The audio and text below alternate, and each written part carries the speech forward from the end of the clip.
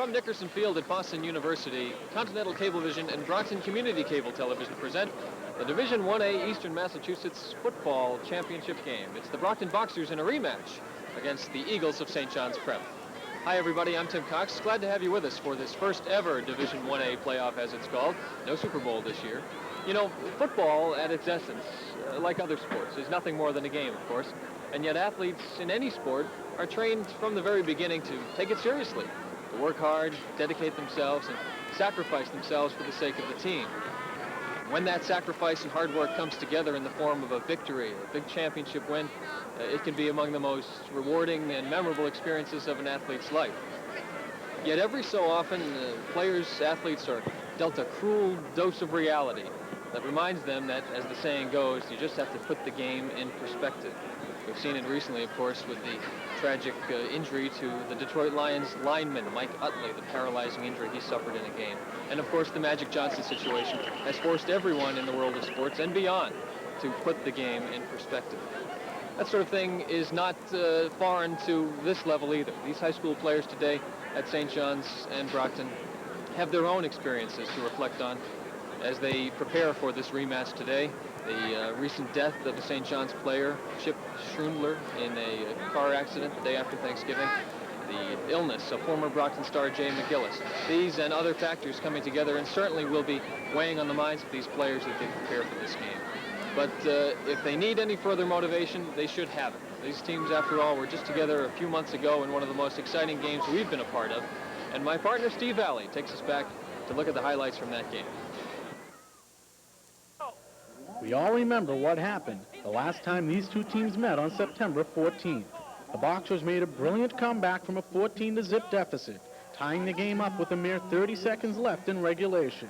But in overtime, it all came down to a two-point conversion by the Eagles for the win. Hurry in the slot. Marvin rolling left. Gets it up. It is caught. They won it. St. John's win. Since that game, St. John's has won 10 in a row for an 11-0 record, while the Boxers went on a 9-game winning streak themselves until losing on Thanksgiving Day to Weymouth on a last-second touchdown.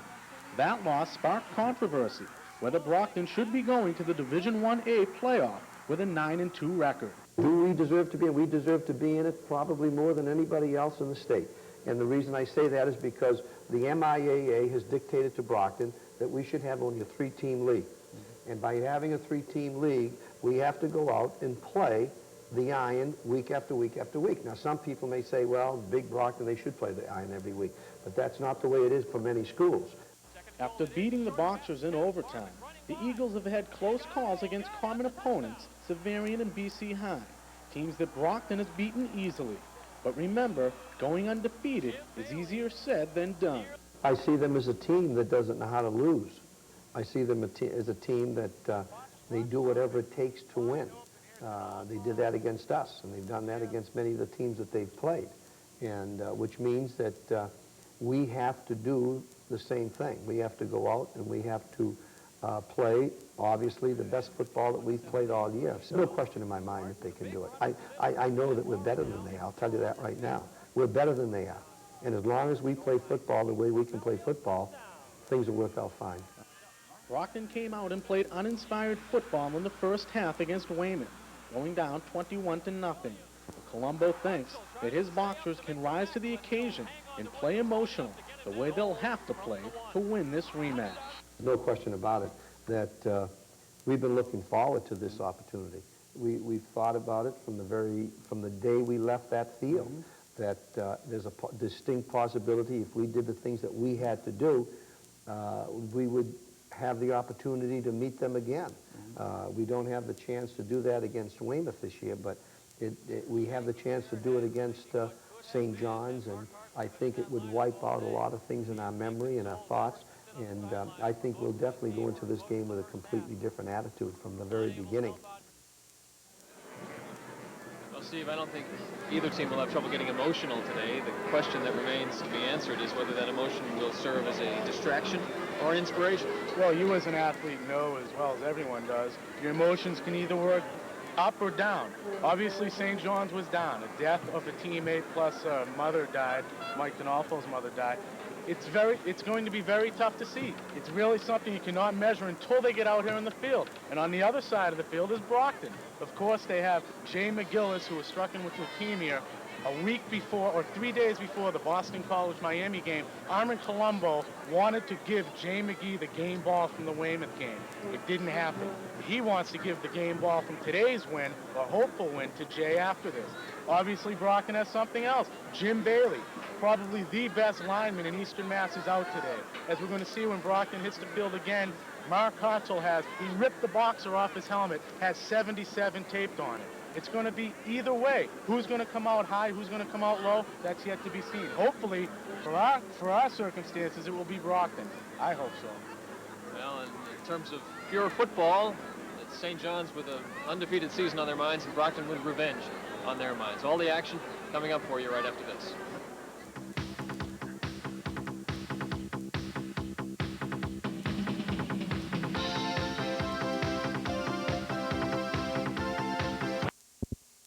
Cable television celebrates 10 years of funding local access programming.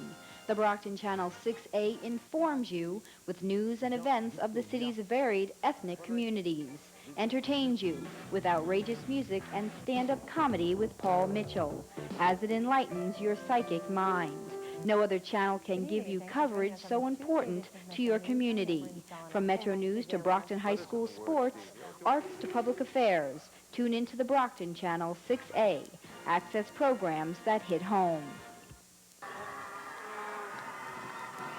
Well, the Boxers on the field. They'll be coming from the far side of the field here at Nickerson Field, Boston University, as we prepare for the coin toss. The Boxers in their road white. St. John's considered the home team. They'll be wearing their blues, just as they did when we saw these two teams play up in Danvers in September. Captains approaching the field. Ricardo LaFontaine and Mark Hartzell is usually a third big body out there. Of course, Jim Bailey, as we mentioned, injured and inactive today. Now he's making his way out in the crutches now. And the St. John's captains out there. Kevin Dwan is number 27 there. Two-time All-Catholic Conference, or Catholic Conference MVP, in fact. John Sullivan, a fine lineman, number 72. And 56 is Matt Doherty, as the official tosses the coin.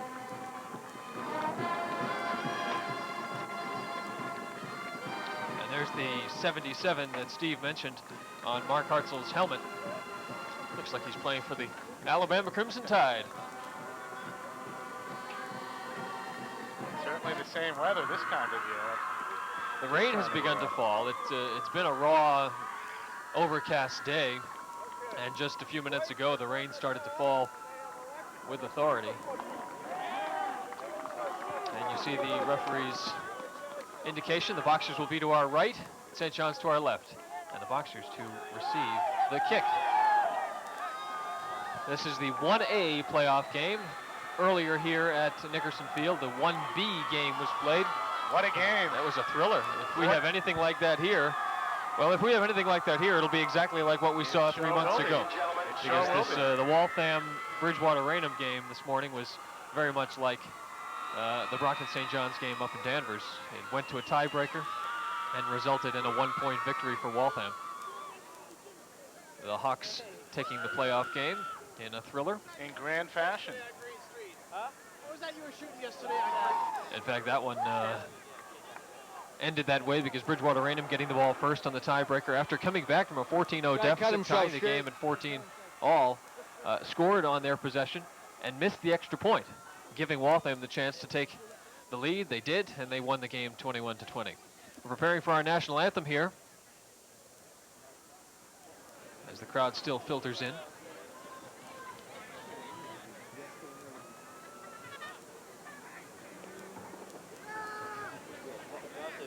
I'm not sure if they're going to play it on tape, or it doesn't look like they were anticipating having it on tape, and because of technical difficulties, we won't have the anthem. So as the announcer said, let's play football. And that is what we're here for. As we said, the Boxers with revenge on their minds. They started out the season #1 team in Eastern Massachusetts by most followers, and were shocked to be upset by St. John's Mark Hartzell going down early in the game with an injury and coming back to lead the Boxer rally, but they fell just short because of the gutsy 2-point conversion call in the tiebreaker that gave St. John's the 1-point win. So that's what's on their minds as you see the Boxer receiving team. You know, the first half and the second half of that St. John's Brockton game was completely different. I think, and a lot of opposition coaches agreed with me, if Mark Hartzell was there for the entire game, the outcome would have been different. He's going to be here hopefully for the whole game. He's planning on it. Yeah, I'm sure a lot of Brockton fans are planning on it also. And to clarify before we get the game underway, as we were talking about some of the things that will be weighing on these players' minds today, we talked about former Brockton star Jay McGillis, who's at Boston College these days and who was recently stricken ill and is thought of most certainly by Armin Colombo and the staff and the players here. It was Jay McGillis that we were talking about. As we are set to get underway, the St. John's kick, right up the middle. Rashid Jones, good guy to have returning kicks for you as an up man. Gets it out across the 40 to the 43-yard line. The kick of Steve Moses. There's somebody we did not see in that first game because of a thumb injury that he suffered in preseason. But he'll be calling the plays for St. John's when they have the ball. But here's the Boxer offense taking over for the first time today. One change here, Tim. In front on the line, Jim Bailey should not be there. It's Dan Reardon, number 71. You won't see number 77 today on the field, except on the helmet of Mark Hartzell. Hartzell with some time, a flag in the Brockton backfield as Hartzell is tripped up at the 45-yard line. LaFontaine was in the backfield along with John Sullivan, the defensive lineman for St. John's, who will await the signal. It is holding. No question there. A lot of time for Hartzell, but great coverage by the St. John's. There's the rest of that Boxer offense. There it is. No changes there. Steve Pina had an MRI done last week. He wasn't available for Weymouth, but he should be in there today. Velios, I think that's one of the reasons why Bill Velios didn't catch any passes. He was playing tight end. St. John's, of course, playing the 4-4 defense. 4 linebackers that gave Brockton so much trouble last game. We remember the last 2 times Brockton's faced a 4-4 defense, they've lost to DeMatha and St. John's. But I don't think you're going to see the same type of defense that St. John's played when Mark Hartzell wasn't there. They're going to have to respect Hartzell in the Brockton offense. Extended I formation for Brockton. Penalty pushes the Boxers back to their 25-yard line. 1st and 20 from there, and Lamar Lee is the last man on that I. He carried the ball a few times in that Weymouth game on Thanksgiving, did well. Scored a couple of times, and now he gets his first carry here today out to the 33-yard line. Gain of 8, and the Boxers still need 10 for the first down. This is something we're going to see a lot this afternoon. Armin worked on it the week before Weymouth's game. It was a shock to us, but it worked very well. Lee scoring 3 touchdowns against Weymouth. And again, the 3 backs behind Hartzell on 2nd and 10. The fake, and Hartzell Got Velios wide open. Looking for Velios and just does overthrow him. Good pressure in the backfield from Sean Doherty, the inside linebacker. He was held off nicely by LaFontaine, but made Hartzell rush the pass a bit, perhaps. Nice call. Velios was open. It's just that Mark overthrew him by about 3 feet, and Brockton's going to have to punt right off the bat. Well, they'll be faced here with a 3rd and 10. Oh, it's 3rd. Okay, I'm sorry. Because of the penalty. That's right. So still a long way to go before they can pick up the first down. Another passing down. We'll see what kind of backfield formation they have. Well, no, they won't keep Lamar Lee in the backfield now. He'll split right along with Pileski, Velios to the left. 3 receivers in a certain passing situation. Hartzell just hit as he tries to get rid of the ball. Dean Fanicos was the first one there. Hartzell going for the screen pass over the middle, but the pass knocked down because his arm was struck by Fanicos. And good defense by St. John's on the Boxers' first possession. Great job by Mark Hartzell, though, to get rid of the ball. They didn't want to get sacked and in deep in Brockton's zone, punting away. Nice job of getting rid of it. So that brings up the punting situation from the 33-yard line, the line of scrimmage. Pileski will kick it away from around his 23. And 2 men deep. A little bit high, and Pileski just does get it off. He was hotly pursued, and a good roll for the Boxers, rolling all the way down inside the 10. The wind giving a bit of a push down to the 6-yard line. And the Boxers giving an extra boost down to the 5-yard line. Blowing on it. Well, you got the artificial turf out there. Makes for good long rolls once the ball gets going. And a break for the Boxers. Good long kick by Pileski as he got rid of the ball under pressure. Let's see if St. John's can do something on their first possession. Of course, they have the different quarterback. Steve Moses came in the 6th game of the season. The backfield, you're not going to see a lot of passing. They're a finesse team, a finesse running team. Their main back, of course, is Kevin Dwan, who had 117 yards against Brockton the first time these 2 teams met. They also will use Justin Curry back there, another talented runner. This is Dwan, stopped. His forward progress took him to about the 2, and then he was shoved back to the 1-yard line. Jason Persampieri met him and said, "How do you do?" There's the offense, Mike Kent, right there. Watch Fabrizio, he's sneaky there. In the backfield, of course, Steve Moses, Justin Curry, Dwan, Donaldo, and Harrington are 2 quality receivers. Loss of a couple, 2nd and 12. Moses trying to run out of trouble. Finds a gap out to the 7-yard line. Get a little bit of breathing room. One in the change on Brockton's defensive line. Jim Bailey is out. No huddle offense. No huddle right here. for Moses and the Eagles on 7. 3rd down and 7. Right up the middle. Stopped short of the first down is Dwan. Jim O'Leary, very innovative on the St. John's sideline. Correction, that was Curry on the carry, and he comes up about 3 yards short. So the Boxers will get it back quickly. Defensive stands by both teams. Brent Warren is taking over for Jim Bailey at the tackle position. It'll be interesting to see how Brent performs. The key to that stand for the Boxers is it should set up pretty good field position. As the kick by Matt Marvin will roll down. He'll get a good bounce too. It'll roll out of bounds right about at midfield. So decent field position for the Boxers, not quite as good as they might have hoped. As Matt Marvin, who did the quarterbacking and pretty much led the charge in the St. John's victory, boots it out to the 50-yard line. 7:56 to play, first quarter. This is the Division 1A Eastern Massachusetts playoff game. Of course, the A and B distinctions were only created for these games. None of these teams played in 1A or 1B. It was just based on enrollment. So Hartzell and the Boxers from midfield. Good block as he rolls left, and looking downfield, it'll be out of range for both Lee and Pileski on that side, and Hartzell was belted, hit by Tim O'Connor as he got rid of the ball. You know, the Boxers last time against St. John's, they gained 113 yards on the ground, 120 through the air. They only had 70 yards offense the first half, so they can move the ball against St. John's. Of course, something that hurt Brockton was 2 turnovers. Remember Rashid Jones's fumble on the Brockton 5-yard line. That put St. John's up 14-7. 2nd and 10 for the Boxers. Draw play, and Jones close to first down yardage. He has it on 2nd effort across the 40 of St. John's.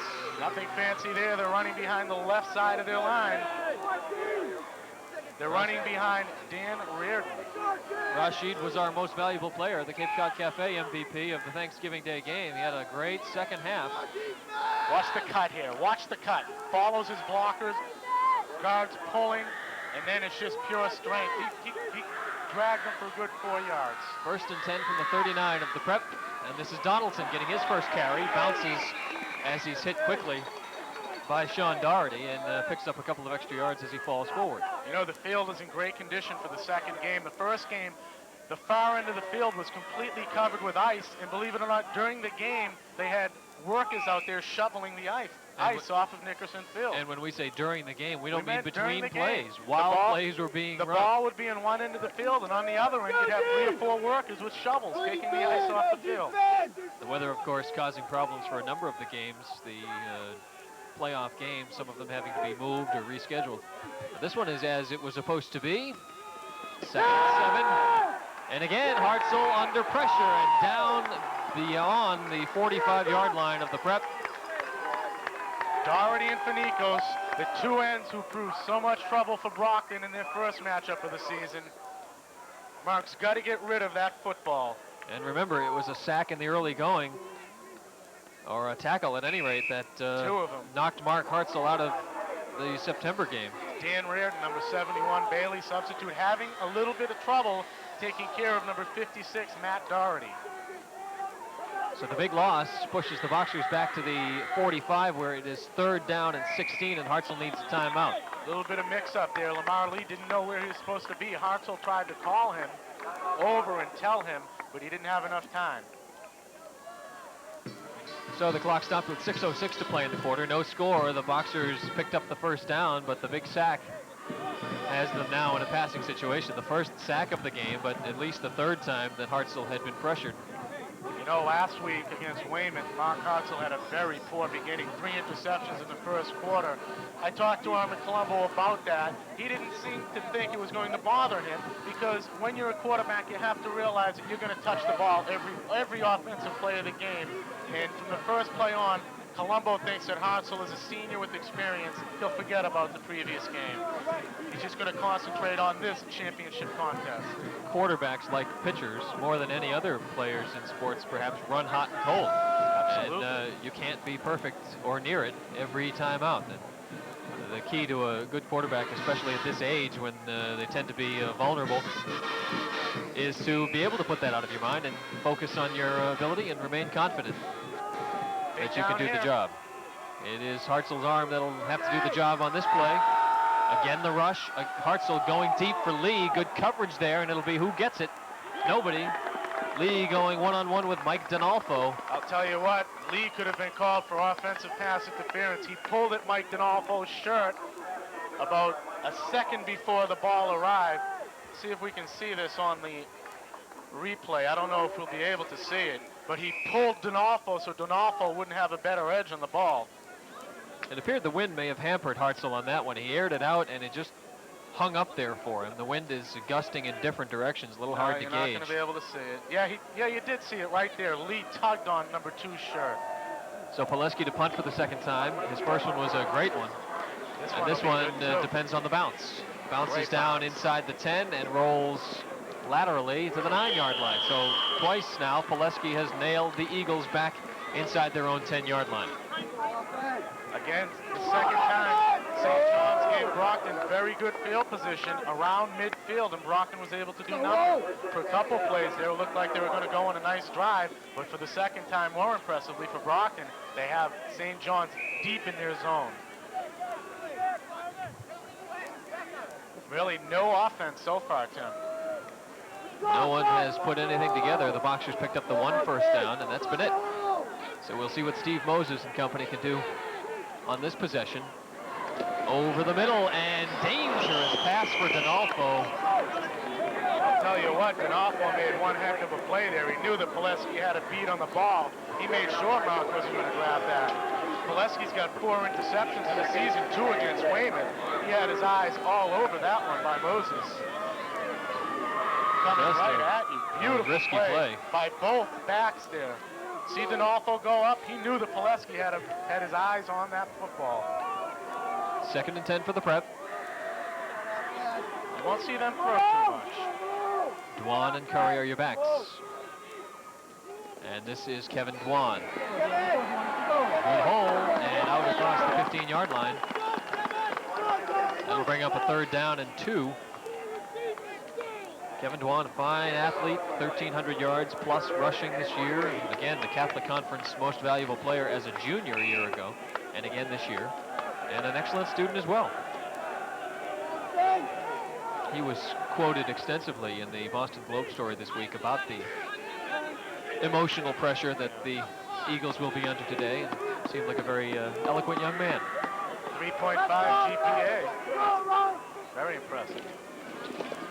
A little bit of a dive, and it will depend on the measurement here as Curry lunged across the right side of his offensive line. They needed the 19-yard line.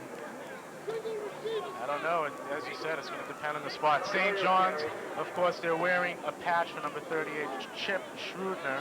It's on their, I believe, left arm of their jerseys. It Covering. says number 38 with Chip on it. Chip Schrudner was a second-string linebacker, not a big young man, 5'7", 135 junior. but a popular person around the St. John's campus. And dearly missed. They'll go for it on 4th and very short, and I don't think again, they got it depends on the spot. Curry pushed back, stood straight up. Gutsy call by Jim O'Leary on the St. John's sideline. Let's see where they spot it. I don't know. Extremely gutsy call, I guess.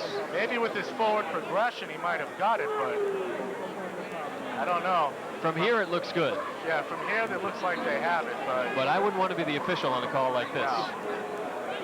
The line judge who has to decide where that ball got to before he was pushed backwards. It's not the easiest job in the world. So Tim, again today, we're going to be picking our Cape Cod Cafe MVP of the game. No one stands out thus far, although it's still in the first quarter. It's a first down. Gutsy call by Jim O'Leary very early in this contest.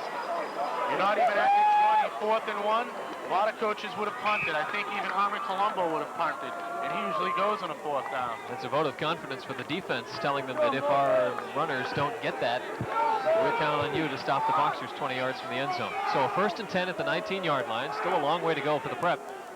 Donalfo in motion changes direction. And the long count. Moses pass, great catch. Outstanding grab by Dan Fabrizio. Very quick one. We saw New Bedford try this tactic. A one-step drop and just shot put it out there, and that's exactly what Moses did to Fabrizio. But it was Fabrizio's left hand that was the key to that first down catch. Out to the 34-yard line. Look at that one-handed grab. It was a softly thrown ball, and he was able to cradle it and pick up the second straight first down for the Eagles. At the 34-yard line, again Donalfo in motion. And Jones right in on Moses, but the pitch to Dwan dragged down by Velios. Looked like Pat got a hand in Kevin Dwan's face mask, but I guess not. Great pressure by Jones, first of all, then nice pursuit. Velios played off Donalfo and then went right after Dwan. Beautiful effort by, and remember, he's only a sophomore, number 26, Pat Velios. A lot of emotion on the sideline. Tom Colombo made the trip up from Villanova just for this game. He got here just before the start of today's contest. Loss of 2 for Dwan. Draw play again to Kevin Dwan, and he'll get back across the original line of scrimmage to the 36-yard line for Sampieri on the tackle. Malamut there and Gentili. So it'll be 3rd and 8 for the Prep. You know, I think that one thing that's going to hurt the MIAA is the attendance of these games. Very brisk. At the Super Bowl, there's thousands of people. We're lucky if we break a couple thousand here. 3rd and 8 from the 36 for St. John's. Fakes the draw play, and Moses gets rid of it for Donalfo. Can't hang on.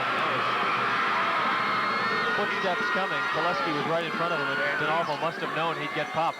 He's lucky he didn't catch that, because Pileski might have jarred that ball loose. He had him lined up to a T.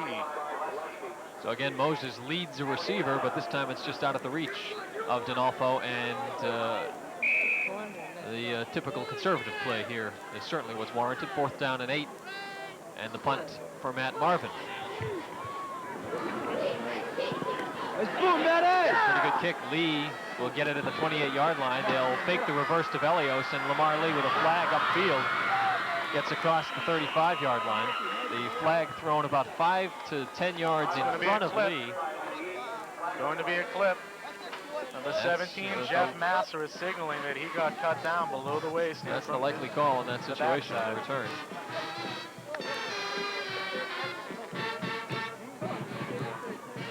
See where it ends up. What's it going to be? It's not a personal foul signal, but it is against the Boxers. Maybe a hold.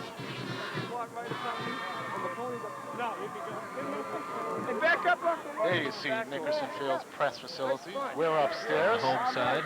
Right at the O in Boston. It's getting dim now with the clouds overhead. We're approaching 2:30, and already the lights are much in need here. There will be a 7:15 game here on Sunday night. I would not want to be here for that one. That's the Division 4A game, East Bridgewater and Fairhaven. The Boxers penalized back to the 21-yard line, a 1st and 15 from there. And again, the 3 men behind Hartzell in the extended I. It is Lee turning the corner and making a hole for himself, and look at him go! No penalty markers, 78, 79 yards for the score, Lamar Lee. That should be a penalty on St. John's. They tackled him after he scored a touchdown.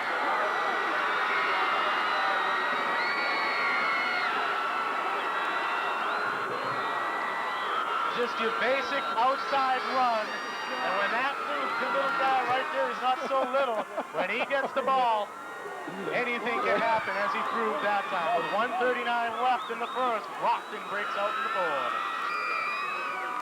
Lamar Lee has obviously shown he can run with the ball all season, but for someone who's never run in game situations from the line of scrimmage until a week ago, he showed tremendous instincts in locating the path on that run. And the kick by Mark Pileski is good. The Boxers lead 7-0 as you look at the touchdown. Nothing fancy. Now watch Rashid Jones. Key block here, and Lee will come right inside, right here. Another nice block. Who's that? That was Lucian Belanger. Beautiful cut right here. Dwan had a chance, and right here it's just a road race. What? Well, Ricardo LaFontaine is up there. He didn't even run because he knew that Lamar Lee was gone in the end zone. It was Andy Fournier, number 33, who you'll see appear in the picture, and he lunged at Lee right at the goal line. There's Fournier. It should have been a penalty. The play was over, and he took Lee down. Well, once again, the Cape Cod Cafe Points for Charity program in effect, as on all of our telecasts, and that $21 contribution, thanks to the 7 points by the Boxers, will push us up to $927 on the season, contributed by the Cape Cod Cafe to the Brockton High School Athletic Fund. Again, $3 for every point scored by the Boxers, so $927 on the season. There's another motivation for you. The Boxers can go over the $1,000 mark with an offensive performance today. This kickoff, incidentally, courtesy of Standing Room Only Sub Shop in Brockton on South Main Street. With 1:39 to play in the first quarter, Pileski a line drive. Dwan gets it on one hop at the 13, played it nicely. And he wants to make some fireworks of his own, but he's dragged down from behind by Donaldson at the 35-yard line.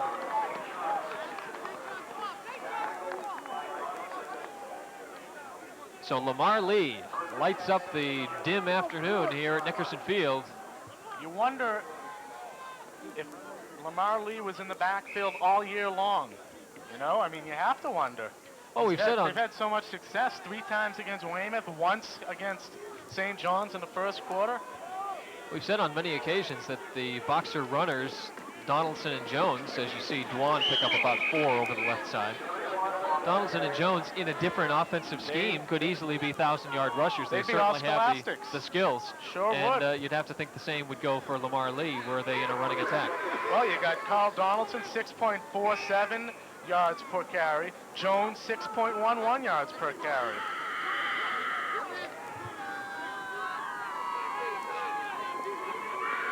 With 1:02 to play, the clock running in the first. 2nd down and 6 for the Eagles. Again, Dwan, 1st down. Tripped up by Malamud, but a 1st down carry for Kevin Dwan. He's a heck of a back, Timothy. He's a workhorse. You're not going to see anything too fancy here. You're going to see a lot of off tackles and a lot of sweeps. They like to go outside.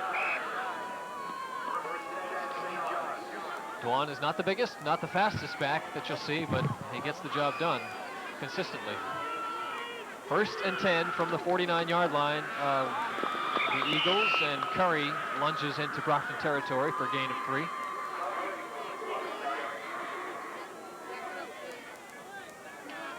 Now they have some injuries up front too. Dean Franicos is going to be in there for Sean Doherty off and on. And on defense, John Monaco is hurt. We'll talk about that when St. John's hopefully turns his ball over. 2nd down and 7 from the 48 of Brockton. Moses has 2 receivers, but he'll give it to Dwan, keep it on the ground. Jones hits him from behind. Ricardo LaFontaine will not get credit for a tackle on that play, but he created the play as he stood up his lineman, that's 53, Tim O'Connor, and forced Dwan to go backwards into Rashid Jones. And that, friends, is the end of the first quarter. The Boxers breaking the ice, almost literally, with a 78-yard touchdown run by Lamar Lee. 7-0 Boxers lead. We'll be back with the second quarter in just a moment.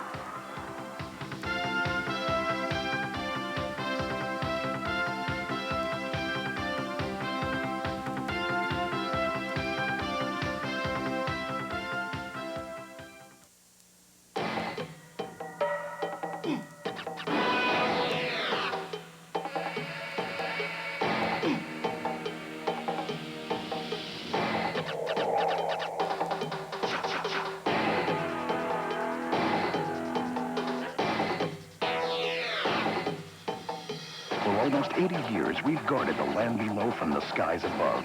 Join the proud tradition. Join the Air National Guard. Americans at their best. The Boxer band in the stands across the way, and we have some numbers on the first quarter. First quarter snaps, Brockton 90 yards of offense, 11 on the ground from Jones, 78 by Lamar Lee on the touchdown, and 1 yard by Donaldson. St. John's has 50, 22 by number 27, Kevin Dwan, 9 by Curry, 5 by Moses, and 15 yards on the pass to Dan Fabrizio. 90-50. And again, most of that yardage coming on the one play. 78 yards for the score from Lamar Lee, who's just been a scoring machine of late. 3rd and 6 for the Eagles, and Dwan drops the ball and gets it right back into his hands and picks up the first down. What a great hop for Dwan as he gets it back and gets the yardage. You know, St. John's didn't start practicing till Wednesday, and then it was indoors. They were practicing in the gym. School was canceled up there one day this week because of that first snowstorm. This is after the ball had popped loose, and Dwan picked up the first down at the 37 of Brockton. Very impressive runner. Long count. Moses lunging ahead. Sampieri gets a bear hug on him, and he'll pick up about 2. Moses, of course, the son of former Red Sox catcher back during the impossible dream year of 1967, Jerry Moses. That's number 10, Moses there. And again, Steve was supposed to be the starting quarterback for these Eagles. Injured that thumb in preseason and sat out the first 5 games, came in game number 6 and has been calling the signals ever since as the Prep has rolled on to an 11-0 record. The pitch on the option to Dwan. He'll try to get around the corner, but cut down nicely by Lamar Lee. Defense doesn't get any better than that. Good pressure on the quarterback, and Lamar Lee, what a defender does, you look right at him on his chest, because his chest can't go anywhere different than his legs go. Don't be fooled by what the feet are doing. Watch the pressure on the other side. Now wide play by Lamar Lee, just fantastic. It's the second time on the option play that Rashid Jones has forced the pitch by Moses. And you're talking about a half a second difference before Moses gets rid of the ball and Jones pops him. 3rd down and 8 from the 34. The Prep trying to even things here in the early going of the second quarter. Again, the draw play. Dwan breaks a tackle and cannot get away from the leg grip. You can thank the black-hatted official right there. Kevin Dwan ran right into him. Belanger grabbed Dwan around the ankles, and he bounced into one of the officials before going down at the 31, 5 yards short of the first down. And it appears that Coach Jim O'Leary will again go for it on 4th down here. This time, however, he's in Brockton territory, and it seems a little less risky. With 5 yards to go. You keep it on the ground and throw it in the air. An awful split left. along with Marvin. Moses gets rid of it to Dwan, and he'll have the first down and more. Kevin Dwan dragged out of bounds by Lee inside the 5. Just as it looks like Brockton's going to get Moses, he gets rid of it. Great run by Kevin Dwan. He's so strong, and he shows some speed on that end around. First and goal for the Eagles. Watch this right here. Just as they're about to get Moses, he gets rid of it. And watch the blocking here. You see 56, Matt Doherty pulled. Lamar Lee just sort of hog-tied Kevin Dwan. Didn't have a lot of room to work with on that left side, but it was enough for Dwan. First and goal from the 4. Looking into the end zone, tipped, and incomplete. Pileski tried to pull in the tipped ball. Actually, 58 was also there. We saw an ineligible receiver in the first game today. If that's not an ineligible receiver, I don't know what is. Sean Doherty was in the end zone along with Donalfo and Marvin. Both of those receivers were lined up. They're at the left hash mark, and they lined the receivers up on the left side, so they're working in a narrow half of the field. And now Marvin goes wide right with Donalfo to the left on second and goal. There goes Curry, Justin Curry, touchdown.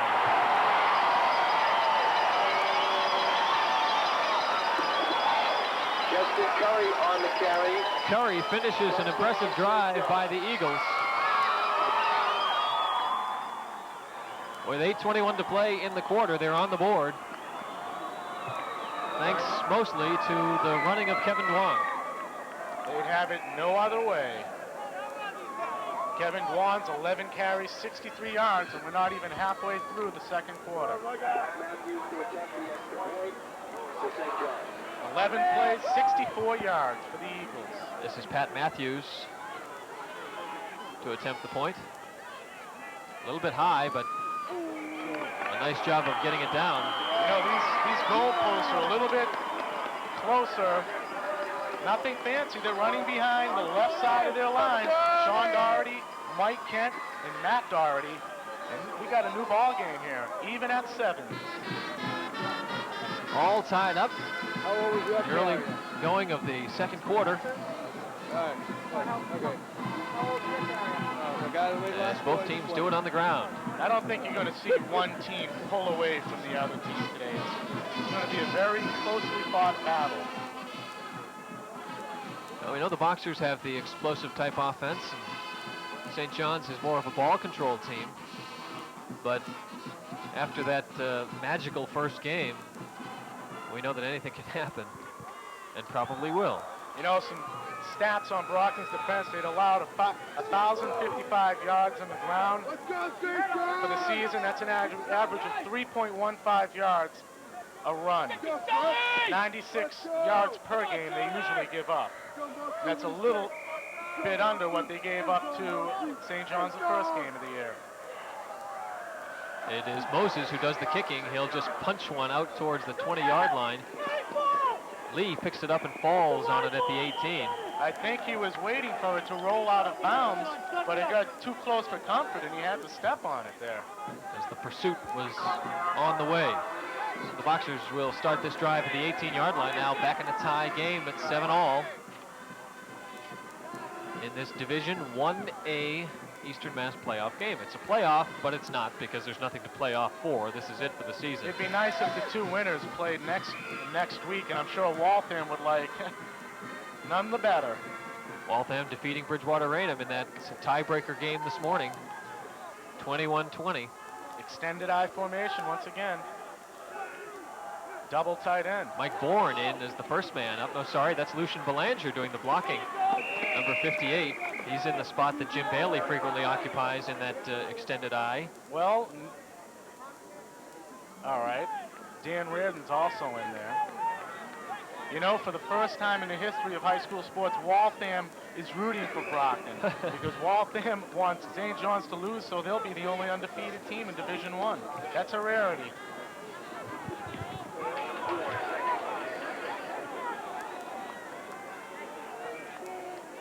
Gain of 4 on the play for the Boxers, and there goes number 25, Jones, breaking tackles. And out to the 44-yard line. And look at how he holds on to that ball. 2 hands around it. He doesn't want to give up another fumble. He still remembers his fumble against St. John's the first game. Nice hole in the left side of that line. They're not afraid to run behind Dan Reardon, number 71. Look at the hole there. And Jones does a lot on his own. Breaks another tackle. Looked like that was Andy Fournier, number 33. He broke out. Big gainer for the Boxers. 21 yards on the carry for Rashid Jones with 7:20 to play in the half. The Boxers out of their own 44-yard line. And again, in a running formation with Belanger to block. Lamar Lee was strangled at the line of scrimmage, and he just tap danced his way up for a 4-yard gain, maybe a 5-yard. Picked up about 5 to the 49. That time they ran away from the lead block of Lucian Belanger. He went right, and Lee ended up going left. Starting to get very dark here. Good things they had the lights on early on, because these things take a little bit of time to warm up. We're in that twilight time where it looks darker on the field than it does elsewhere, even though the lights are on. It's twilight time. They can serenade us at the end of it. He caught in the backfield and a fine tackle by Fournier. Tell you what, Belanger or Jones missed Fournier there. That's their responsibility coming out of the backfield. Both of them blocked very well, but they forgot to pick up number 33 on that time.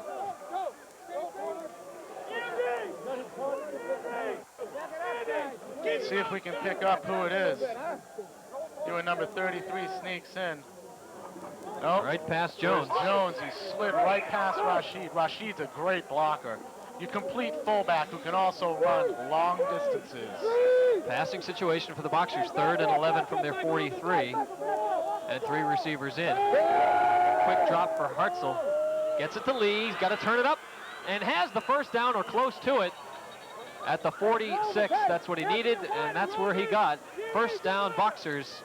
Beautiful little pass. Hartzell knows he's not going to have a lot of time. Did maybe a 3-step drop. Found Lamar Lee in the left sideline, and we've seen that so many times. It looks like he's just going to get pulled down when he catches the ball. Then he turns the corner and puts on that burst of speed. It's a luxury for a team to be able to throw the ball 2 yards on an 11-yard third down play, knowing that the ball carrier can do the rest. He knows where that marker is, and he made sure he got to it. Again, in the words of Armin Colombo, a big-time prospect. Absolutely. First and 10 from the 46 of the prep. The Boxers trying to regain the lead. Jones, good acceleration and good upper body strength, pushing across the 40. Finally dragged down from behind. Penetration by Jones. He's like a Mack truck. His lower body strength, his legs, he's just pushing and driving. And most importantly, he's got 2 hands on that ball. So in tight, nobody can rip it out of his hands. Great running by the 6-foot senior. You see that shoulder pad. The jersey's already been through the wars for Jones today. Yeah, but players love that. They like a nice dirty uniform. Plus, they got all season to clean it. Well, not much dirt here today. Just a little bit wet on the AstroTurf. 2nd down and 2, right up the middle. Hartzell gets more than he needed, down close to the 30-yard line. Well, they've already taken 3 minutes off the clock in this drive. 5:01 left. Nothing better than, I'd like nothing better. I'm sure everybody from Brockton would like nothing better. Take the rest of the time off the clock and put another one in the end zone. This drive started at the Brockton 18-yard line. 8 plays so far. Boxers scoring in the first quarter on the 78-yard touchdown run from scrimmage by Lamar Lee. Justin Curry went in from 4 yards out with the equalizer for the prep. Hartzell to throw on first down, screen pass for Lee. Has his blockers, a fine block by LaFontaine, but good pursuit by Doherty. That's what you call a pancake. Big old Ricardo at 6 foot, 280 pounds, just pancaked his defender. Wow. I don't know if we'll be able to see this. Watch this now. He already went, yeah, right there. Look the at block that. by LaFontaine, but That'd be a pancake. Sean Doherty came up and held Lee when it appeared he had big yardage ahead. 2nd down and 7 after the gain of 3 at the 28-yard line. This This is Jones, and he has stood up straight, but forces his way down across the 20-yard line. Wow. Talk about second effort, Tim. He's the key to Brockton's offense right now. And that second effort picked up the first down for the Boxers. He was stopped well short. You think Rashid Jones wants this ball game? I think so. Watch this right here. He's stuck right at the line of scrimmage by Curry first. Now watch Fournier come up. He blasts right over Fournier. Look at, he should have been down right here. Look at that run. Keeps the legs pumping. Stayed in bounds. Wow. Heck of a run. To the 18-yard line. Jones with 50 yards on 4 rushes. Somehow it seems like even more than that, the way he's been carrying the ball. First and 10 from the 18. This is Lee in trouble. Sullivan and Donalfo and Fabrizio and finally Dwan. Wow. He got back to the line of scrimmage or close to it somehow. That's a 50-yard run for no gain right there. When you have the ball, that's your worst nightmare. You get pitched way in the backfield, and you can feel him breathing down your neck.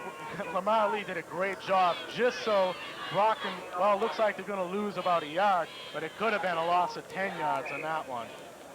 They had John Sullivan, Dan Fabrizio, and Mike Donalfo all in the face of Lee with no one between them. And Lamar's speed enabled them to pick up just a short loss for a 2nd and 11 from the 19. Jones has the gap. Down to the 10. Inside, maybe they'll be a yard short. Rashid Jones is playing fantastically so far. I don't know if that's a word, but I'm going to make it a word because I've said it enough this season. You're going to mark it where? At the 10. Just at Watch the 10-yard this right line. here. Great blocking. Look at the hole there. A little bit of second effort. Jones very strong. Finally, who is that? Number 55, Dean Finicos. Drags him down. Big play for the Boxers. 3rd down and a long one from just inside the 10-yard line. It is Jones. He's stacked up at the line of scrimmage and won't get the first down. Well, you know they're going to go for it right here. Justin Curry was there. Rashid Jones, his previous 2 runs for 10 yards each. He's up to 60. Well, we're going to call it 4th down. They didn't make it. 4th down. He did pick up a couple of feet, so it will remain 4th and 1. Quickest way to make the first down, Hartzell following Brent Warren. Again, it's a long one. It looks on the far sideline to be about a yard and a half. Big play right here.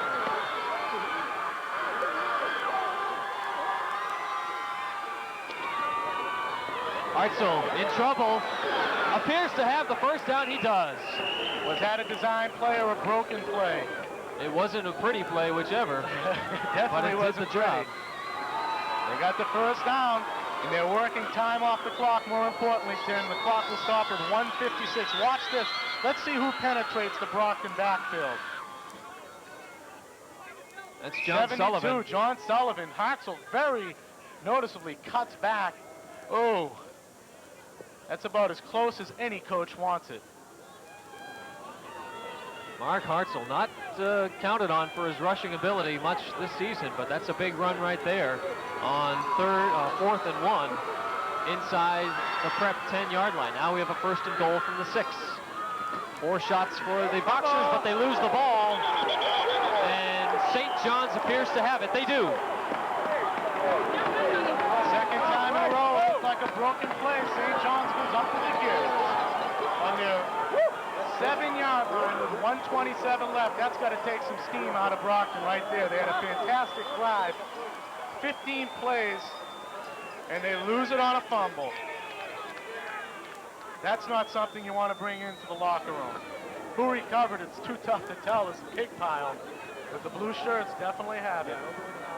They get the big yardage on 4th and 1, but give it away on 1st and goal, and the prep takes over with the game still tied at 7. Curry across the 10 for about 3. That was a 15-play, 82-yard drive. Fumble by Hartzell.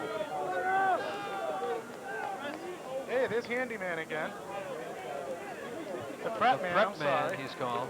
He was very active. And the little first prep game. man. He's an active. The future Eagle. What we got? They must be cold. Well, it's a chilly one out there. Rain still falling. 2nd down and 7 in the final minute here of the first half. Moses pitches it away, just does get it away to Dwan. And what a break that is for the Prep, because Moses did not know that Jones and Malamut were on his back. Both defensive ends. You wonder how Malamut got on his back, because he was in front of him. He must have did a slant inside and ended up in the back end of Moses. Again, as we saw when Bobby Zarinskas ran the option, it's a matter of a half a second. It always seems it's down to that. And the quarterback, more often than not, gets rid of it, as Moses has done time and time again against Brockton so far. Siegel's starting to take flight here. Dwan got it out to the 16-yard line. They're a couple short, 3rd down and 2. And nothing there for Curry. He'll lose yardage and bring up another 4th down situation for the Eagles. The Boxers wisely use a timeout with 35 seconds left. Well, they got plenty left. This will bring them down to 3. St. John's hasn't called a timeout yet in the first half.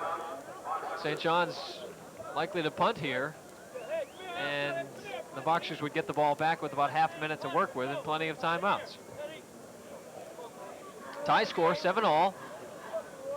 In the Division 1A Eastern Mass playoff game. The Boxers of Brockton, the Eagles of St. John's Prep, in their 2nd meeting of the year. We tried to determine at one point the last time. It was 20 years ago, 1971, Brockton versus Newton North in the 2nd Super Bowl. In fact, Peter Colombo, who's on the Brockton sideline helping out his dad, Armin, along with his Tommy, all quarterbacks, he played in that Super Bowl. The first time Brockton met Newton North during the season. Hey, let's go. Let's see if we can get into the St. John's huddle. Let's go red or green. We're going to go, what's the color? Yeah. Come on, boys. Hey, if the punt's in, we'll go with the punt. Okay, if it's not, the fake. Yeah. Well, we might see a fake. This is not live television, so we're of no assistance to the Brockton sidelines. But they'd be interested to hear the St. John's coaching staff talking about the megaphone. fake. I might yell it over. You know, getting back to the rematch, Brockton handily beat Newton North during the season, but the second matchup in the Super Bowl, it was 16-14 Brockton won. Very tough to beat a team 2 times in a row in the same season. Not something you see much in high school. Or teams that play another team twice in the same season. Let's see if they fake it. I doubt it very much. I think it depended on the Brockton defensive setup. But the decision here is to kick it away. Marvin gets it out, and it will roll out of bounds near midfield again. A pretty good kick by Matt Marvin. And the Boxers take over with 26 seconds to play in the half. You know, I can attest to that firsthand. I remember playing hockey, beating a team on a Wednesday night in the last regular season game of the year, then coming back 3 days later. In fact, it was Waltham, and losing to Waltham handily 3 days later. So it's much tougher to beat a team the second time. So the advantage from that standpoint has to go with Brockton. But we're still tied here, so there's a lot of football left. Ball marked out of bounds at the 46-yard line of Brockton, so they'll have 54 yards to pick up a score here in the final half minute of the half. Hartzell has not thrown the ball much today. Dumps it over the middle of Velios. And a little delay pattern. Bill Velios picking up the big yardage. But the clock down now to 15 seconds. He's down, and the Boxers quickly call the timeout with 13 left on the clock. Making something out of nothing. Bill Velios, very quiet last week. I added. Last week he was playing tight end. Little bit of breathing room right here. You see him take the block and then step out on the delay, and Hartzell eluding the rush. Brockton lining up very often today. It's double tight end offense. Steve Peen is back, and Velios is on the other side. That's an added luxury because we all know what Bill Velios can do. First year playing football, had a great season. Stepped in to play tight end against Weymouth on Thanksgiving Day because of the injury to Pina. And now able to do double duty at that position, picking up the big 22-yard reception and Tim, get the Boxers down to the 34-yard line. It also allows Steve Pina he can concentrate on blocking. They can use him as that added lineman, then send Velios out. It creates more problems for St. John's defense, as it showed right there.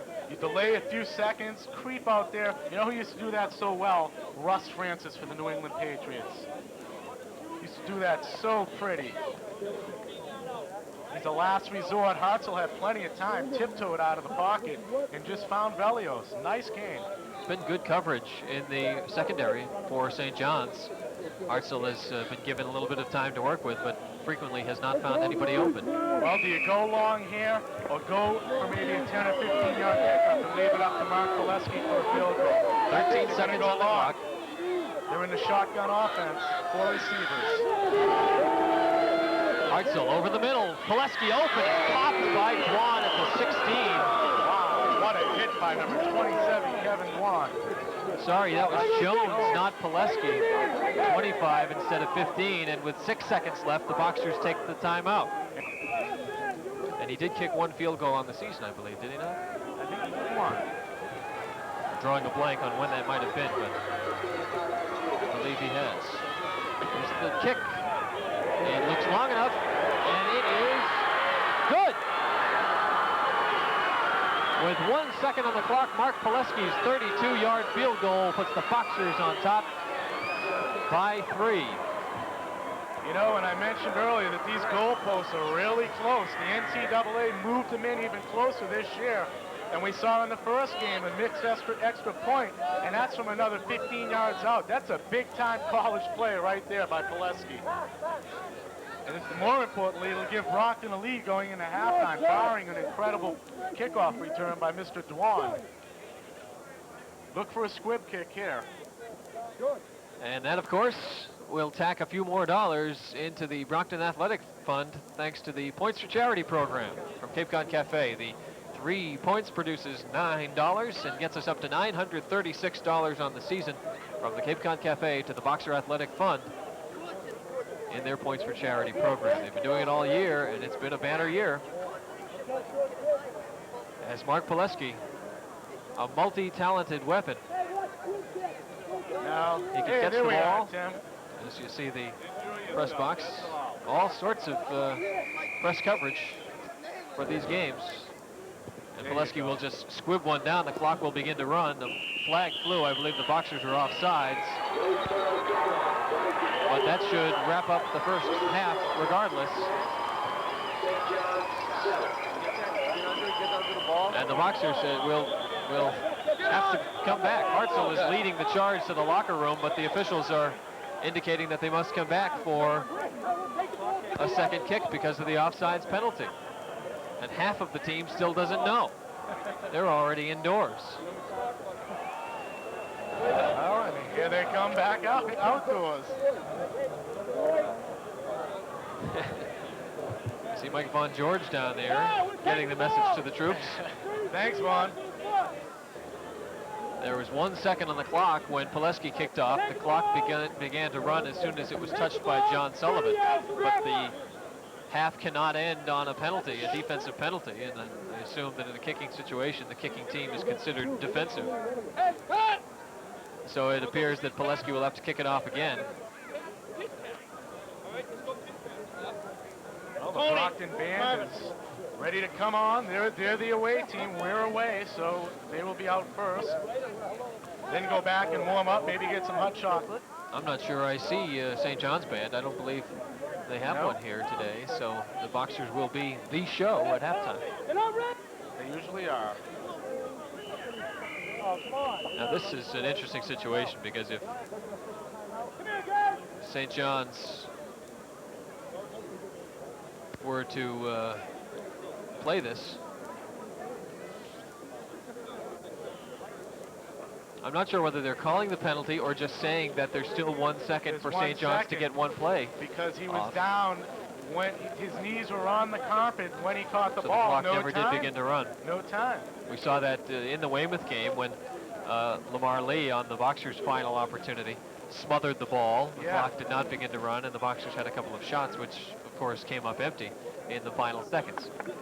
Now the Boxers round up 11 bodies, get them out there on the field, and prepare to defend against the final play of the first half, leading now 10-7 on the 32-yard field goal by Mark Pileski. I'll tell you what, this half has gone a heck of a lot better than their first matchup. Absolutely, and better than their performance of a week and a half ago.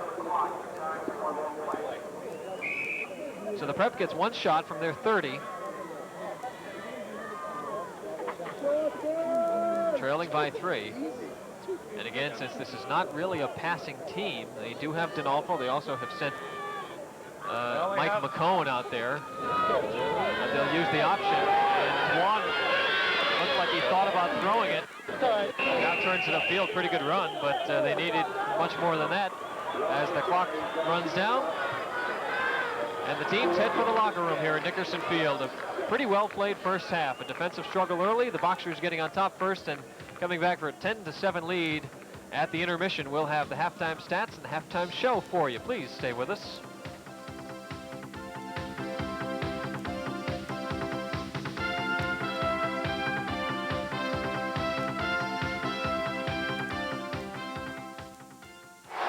Whoever thought this would happen? An English teacher from West Virginia teaching in Budapest. I'm part of the first Peace Corps team in Eastern Europe. It's an amazing time to be here. I'm learning Hungarians are a lot like we are.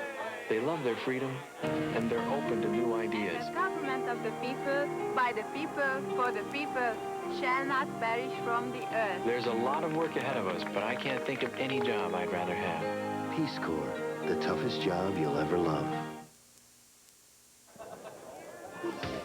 Halftime at Nickerson Field, Boston University, the Division 1A playoff game. The Boxers with the late field goal by Mark Poleski. There was actually 1 second on the clock when it cleared the uprights. Gave them the 3-point lead. The other Division 1 game, again, called the Division 1B game, played this morning here at Nickerson Field, and indeed a thriller. Waltham coming out on top with the tiebreaker, 21-20. And we should take a moment to recognize some of the other Metro South area schools that are in the playoff system this year, and there are several. This could take about a year to do right here. Well, especially if you start with the Bridgewaters. We have the Boxers here, and it was Bridgewater Raynham and Coach Frank Almeida who came out just short after coming back from a 14-0 deficit. And other schools also in it, Whitman Hanson, East Bridgewater, and West Bridgewater all playing playoff games this weekend. We'll fill you in on some more of that a little bit later on. But right now, Vincent Macrina and the Brockton High School Marching Band, the halftime dancers, the Majorettes,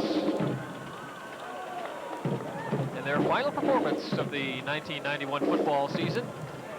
And it will be a good one. Please enjoy it. We'll have the halftime statistic for you when they're through.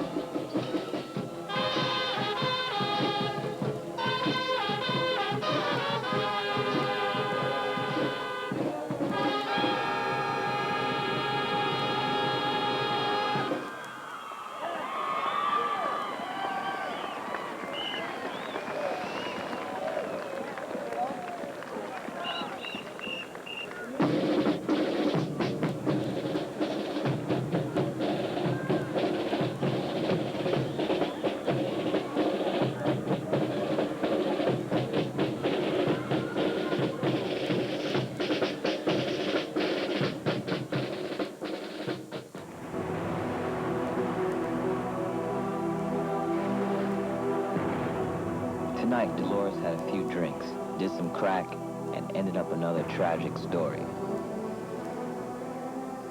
Only she doesn't know it yet. Drugs make you forget. And if you forget how risky sex can be, you could catch the AIDS virus and not know it for months, even years. AIDS, another way drugs can kill. Teams on the field ready for second half action here at Nickerson Field. Boxers with a late field goal by Mark Pileski with 1 second on the clock in the first half to regain their lead after the big 78-yard run by Lamar Lee in the first quarter. Look at the rushing yards on Brockton. You expect them to be opposite, 52 in the ground, 150 in the air. But the running game the past 3 weeks has been Brockton's meat and potatoes. 203 to 120. Of course, you look at that turnover. Brockton could be up by 10 instead of 3. Hartzell giving it up in the 6-yard line. Time of possession, even, really non-existent. That one turnover, though, sticks out. Absolutely. That came after the 4th and 1 inside the 10 when they picked up the yardage, but then gave it away the next play. And that's why we have a 3-point lead. Boxers to our left. Pileski to kick off. Rock and roll. Kevin Dwan, of course, the big man in the middle. Fournier is there as well for the prep. As you said, Steve, a different game from the first time we saw these two. Absolutely. Well, that's what Mark Hartzell can do. Pileski's kick towards the left side, but Dwan will take it at the 10. Straight up the middle and out across the 30-yard line, where he's stacked up.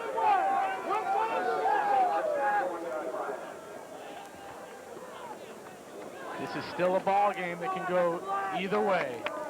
You mentioned the factor, first team to score usually wins. Let's hope that holds true. Where's Ben, coach? Well, when the Boxers have not scored first, they've typically lost. And that's been the omen for them. They fell behind early to St. John's in September. They fell behind big time to Weymouth on Thanksgiving Day and ended up coming from behind, but falling short by a point. Now here's Steve Moses and the Eagles. Dwan up the middle, wrapped up from behind by Belanger, who made the tackle on Dwan on the kickoff. He stops Kevin after a yard. How did Lucian Belanger end up 5 yards deep in the St. John's backfield? He's done a lot of things this season I can't explain. He's a heck of a football player, and he's only a junior. We can just imagine the things that he's going to accomplish next season. We keep that in mind for many of these Boxer starters. This is their last time playing. They got a bonus for the postseason game, but this is it for them, and they want to go out in style. 2nd and 9 for Moses now. Slow developing. He'll keep this one, and he'll lose the ball. Picked up by Velios. Brockton ball. You knew it was going to happen sooner or later. The blindside tackle on Moses. They finally got him. There's been so many close calls. Bingo for Brockton. Not even a minute gone in the 3rd quarter. Watch this right here. See who causes it right here. There's Ryan Malamet caught him from behind. Just pops it loose. And you know what else? Look where Velios was. He was on Dwan. They weren't going to allow Moses to pitch it. They were going to make him run it and pay for it. And he certainly paid for it on that turnover. I think it was the first time that Moses did keep it on the option. They have had mixed results when they pitched it to Dwan. He had no option. The lane was closed, so the Boxers take over at the 34 of the prep. And Hartzell, ridden down from behind by Sean Doherty. Tried a little razzle-dazzle there. Hartzell was going to roll out to the left, faked it to 2 backs, 2 play actions.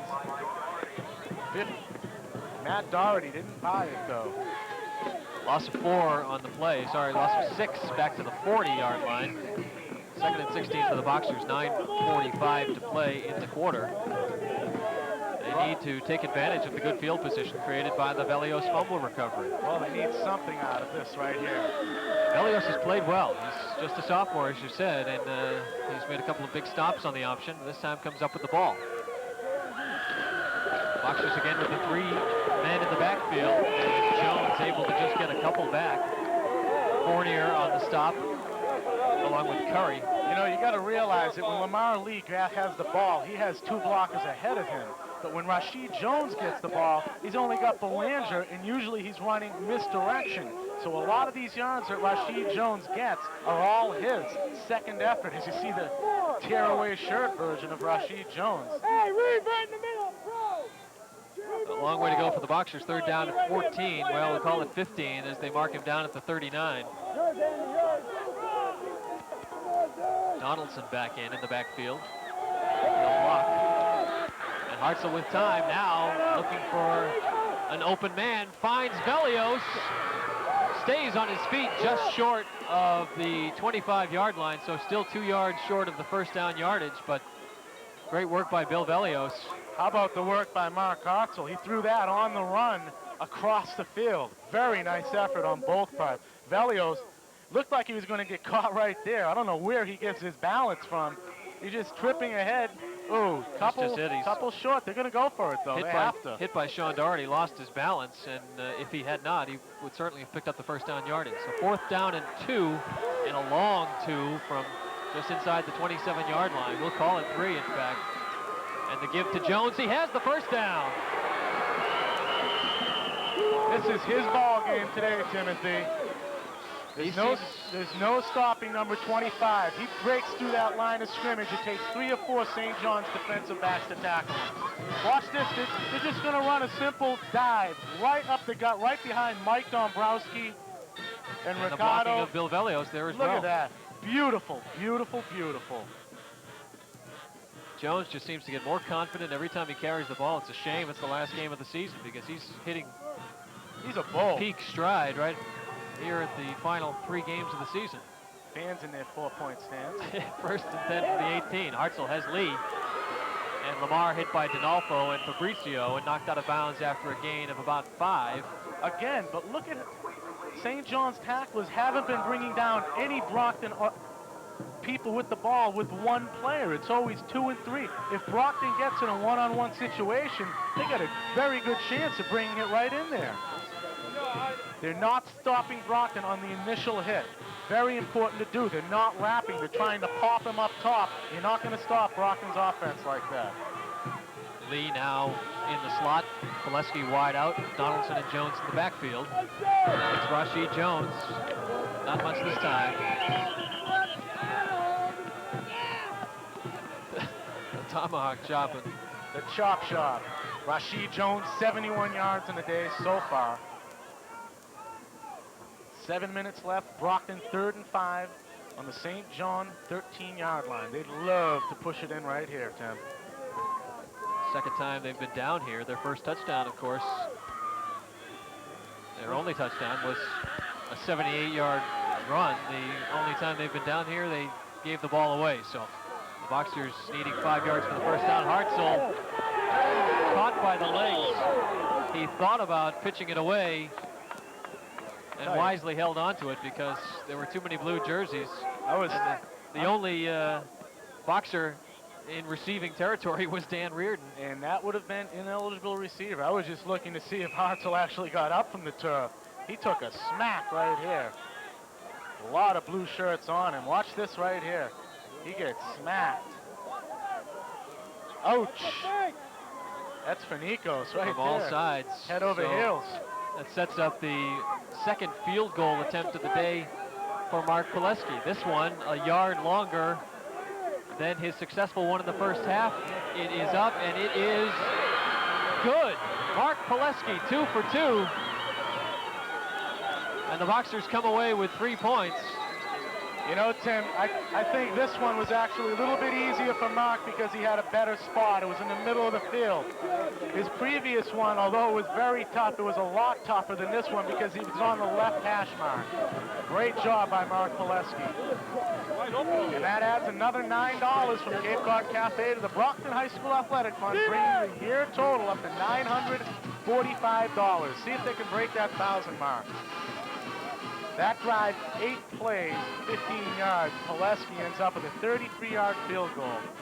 They're really putting number 15 to work today. Mark's been a weapon from so many different parts of the field. He's had the big game against Newton North early in the season as a receiver. He had a couple of big interceptions against Weymouth on Thanksgiving Day. And as a kicker, he's been consistent, kicking off. Took over the punting duties a couple of games into the season, and he's done the job there. really perhaps lost in the shuffle with Lee and Hartzell and Jones doing the work that they do. But Pileski, a versatile and gifted athlete for the Boxers all season long. Booms this one out. Kickoff courtesy of standing room only. Dwan again getting a good lane to work with and up towards midfield. There's a class runner for you. About a 40-yard return after a beautiful kickoff by Pileski. Now we got a flag. Well after the play. This will be a personal foul. Brockton, too. Unsportsmanlike conduct, undoubtedly. That's going to bring it possibly down to the Brockton 35-yard line. It's a 15-yarder, which I think is going to be Brockton. It's going to be on the 37-yard line of Brockton. I don't know who it was called on, but it was very late. It's a call that has haunted the Boxers in recent years. It haunted them in Fitchburg. The call was made in the final minutes as the Red Raiders tried to tie the game up unsuccessfully. 36-yard line, they'll call it. It's unfortunate for the program as a whole because people across the state have developed the idea that that's the way Brockton plays, and every time a call like this is made, it confirms that suspicion. So the 36-yard line is where this drive for the Prep will begin, following the big return by Dwan and the unsportsmanlike conduct call against the Boxers. This is Justin Curry, picks up about 2. Long call there. I don't know if Moses was trying to audibilize. I don't know if they let him audibilize. I would doubt it. St. John's a few times. I don't know if they're trying to draw Brockton offside or they're just mixed up with all the noise here. Second down and 8 from the 34.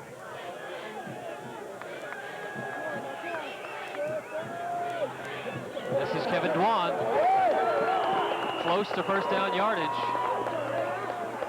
He had 78 yards in the first half on 13 rushes. He's a workhorse. He says, give me the ball and I'll produce, and he just produced.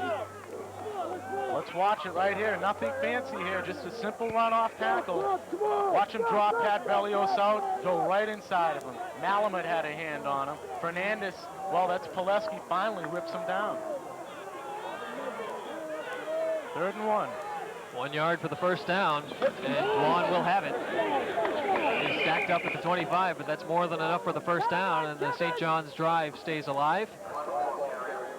You're right, he is indeed a workhorse. 13 carries in that first half, and plays in the defensive secondary, and returns the kicks. He now has 16 carries, 92 yards.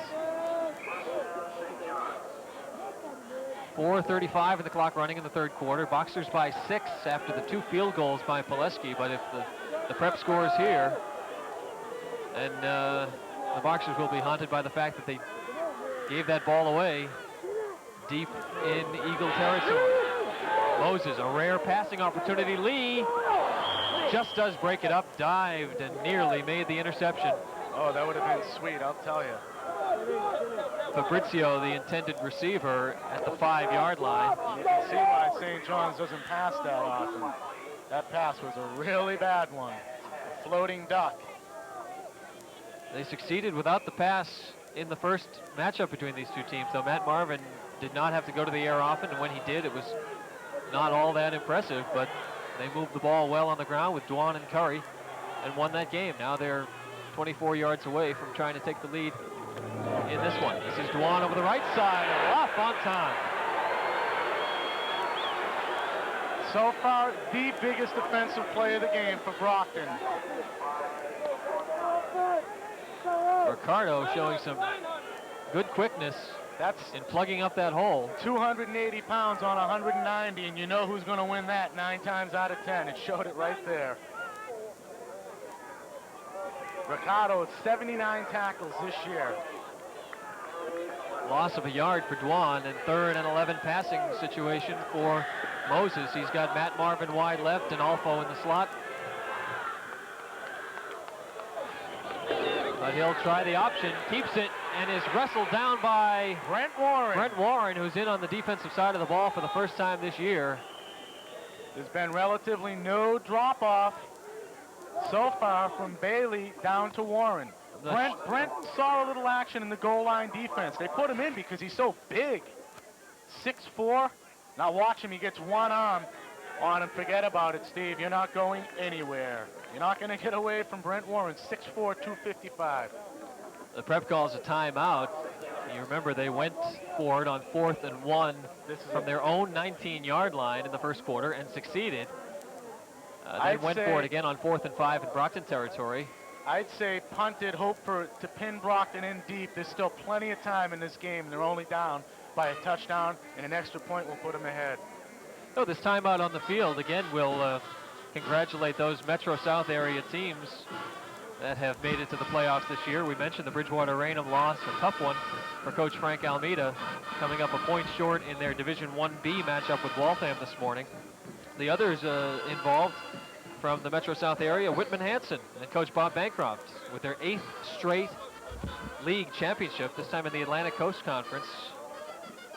And in Division 3B, their win on Thanksgiving Day over Abington, coupled with the Marshfield defeat of Duxbury, enabled the Panthers to get into the Division 3B matchup. They were heavy underdogs against Foxborough, but we'll see what happens there. That one was going on as we speak, 1:30 start down in New Bedford.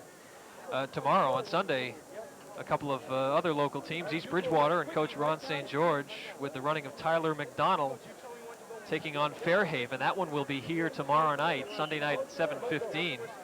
And tomorrow afternoon in North Attleboro, the West Bridgewater team will take on Marion, Coach Bill Panos' team, only with a 6-5 record, but they were impressive in league play and had enough to get here. And people say there's controversy of Brockton making the playoffs with a 9-2 record.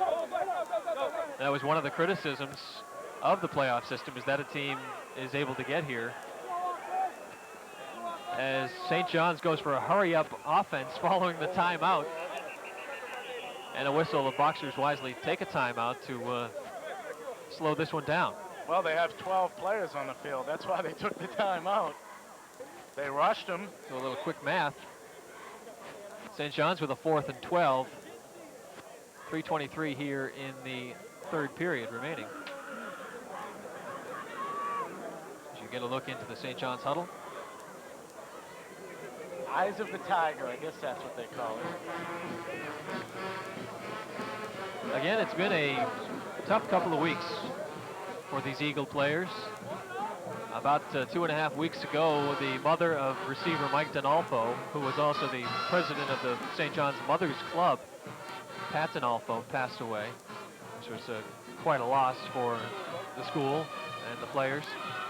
And then again, the accident which occurred the day before Thanksgiving, a few St. John students, among them Chip Schrundler, I believe is the correct pronunciation. It was not thought to be a serious injury. And the players went out to play on Thanksgiving Day, pulling for Chip, but he succumbed to his injuries the next day, and it's been a tough time for the St. John's players. But they're out here using that as inspiration. Mike McConey out there, number 6, split right, flat right. Need the inspiration here as it's lofted towards Donalfo, and Pileski gets a piece of it. Beautiful. So the Boxers take over. Why even try for the interception and pin yourself back even further? Beautiful play by Mark Pileski. 2 interceptions last week. Brockton ball at the 27. Beautiful defensive stand for the Boxers right there. I guess the idea for St. John's was to not give Brockton an opportunity to adjust to their offensive formation, but in a 4th and 12, it seems to me you need to have your players all on the same page, and I'm not sure that was the case. They were in a different chapter, Tim. So the Boxers do take over. Big play with 3:18 to play in the quarter. Remember Ricardo LaFontaine stick on Moses. Or was that Dwan? That was on Dwan. It was for a yard loss. Brent Warren who wrapped up Moses on the big play and the option. So here's Hartzell from his own 27. Carl Donaldson hasn't seen much action today. He gets a couple over the left side. That's only the second carry for Carl. Again, with Lamar Lee seeing increased duty in that backfield, it's meant less time for number 30. You know, he'll head to the sidelines now. If Brockton does beat St. John's, what does that do to the final rankings? St. John's coming in ranked 3rd behind Walpole and Waltham, and that's across the divisions. St. John's ranked second in Division I behind Waltham coming in. Hartzell has some time, but again, good coverage downfield by the Eagles. Dangerous pass, and deflected away. St. John's assistant grabbed the ball in midair after it was deflected out of bounds. Oh, maybe he should have tried to deflect it back onto the field. I don't know if it's legal, but look at the pressure right here. Hartzell knew he wasn't going to get much. He just didn't want to get the sack, so he just threw it away. A little bit high for Lamar. Very dangerous for Lamar. If anything, if you miss it, you want to bat it down. Luckily, it went out of bounds, though. Fabrizio came in to try to get a piece of it, but it was Lee who tipped it out of bounds, so 3rd down and 8 from the 29. And Mark Hartzell has done more throwing on the run today than he has from the pocket. That's uncharacteristic of the Boxer offense. Drops back here and looks over the left side, has Bill Velios, first down. And he got stuck by, who is that, Kevin Dwan back there? Yes, Andy Fournier. Fournier, 33. That's one of the few times that Hartzell had enough time in the pocket. Ideally, as we mentioned before this year, when you get back into the pocket, 1,000, 2 1,000, 3 1,000, you want to get rid of it. That might have been the 2nd or 3rd time that he has had that time. Nice job by the offensive line, and you see the arm strength of Hartzell. Even Velios had to get up there to get it. A nice catch by Bill. Made sure he got a foot down in bounds. Picks up the first down at the 41-yard line.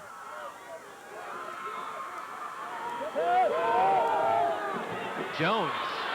Draw play fooled a couple of defenders, and it was Fabrizio who finally knocked him down at the 49, but a pickup of 7 for Rashid Jones. How about the play-action fake by Hartzell? That's not the first time we've seen that. And Jones hit the ball very well.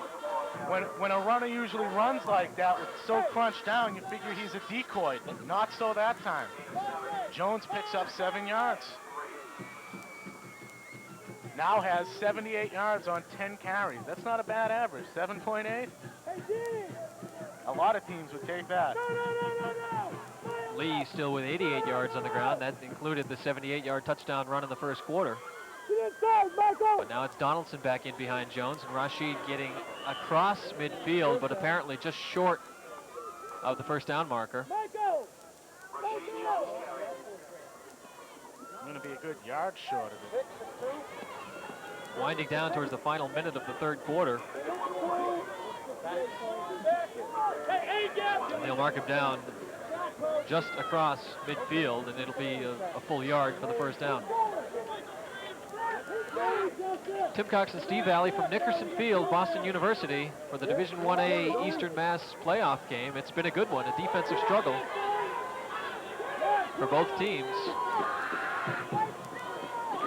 Hartzell, the keeper, and he'll have the first down as 63 for the prep. That's Adam Lynch. He tried to strip the ball away. He's in there for 59, John Monaco, who had a deep thigh bruise. They weren't sure if he could go full tilt, but obviously he wasn't able to. They lined up with the extended eye in the backfield. Had St. John's thinking Jones or Donaldson might get the ball, but it was Hartzell keeping it, and Lynch doing all he could to get the ball away from Mark. But the first down on 3rd and 1 for the Boxers gives them 47 yards with the final 27 seconds of the 3rd quarter. Jones will get about 5 of those down to the 41, and that may do it for the quarter. Nice spin move. Dean Finicos hit Rashid a good 2 yards in the Brockton backfield, spun off that, and still ended up with probably close to a 4 or 5 yard gain. Let's call it 2nd and 5. And they will let the clock run down. And that will end the 3rd quarter. The Boxers getting only the field goal, the 2nd of the day from Mark Pileski from 33 yards out, but it's all they needed to extend their lead to 6. We have the final 11 minutes to play from Nickerson Field. The Boxers leading 13-7.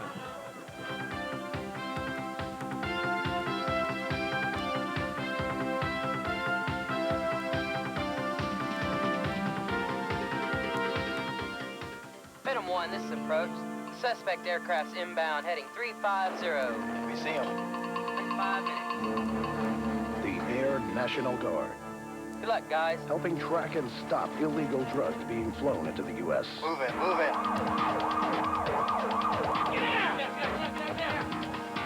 before they hit the street.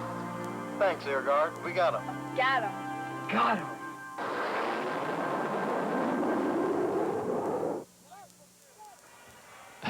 Wow, some enthusiastic Boxer fans.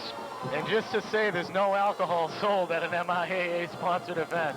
Now, what do you think their mother will say when she sees them on TV? Wow.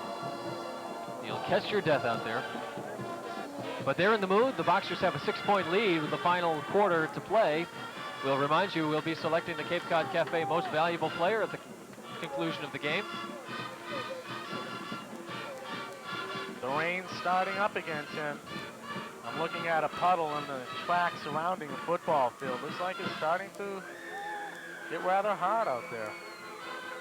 Well, you and I were saying before the game, you'd almost prefer snow on a day Yeah, like this. you When- would. When it's this cold. Cold and wet. And the rain starts dripping down the back of your neck. No, thank you. But I imagine that the 22 players on the field right now aren't paying much attention to the weather. They're thinking about the final quarter of their season and who's going to come out on top in another close game between the Eagles and Boxers.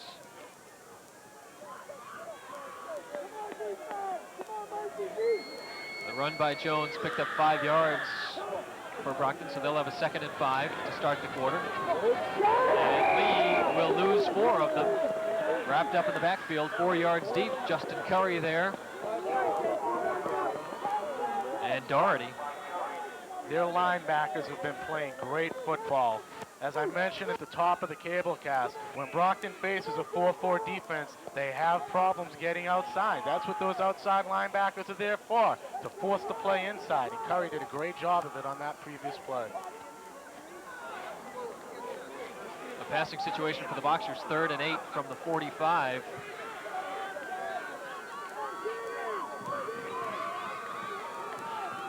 Pileski and Lee, the wideouts.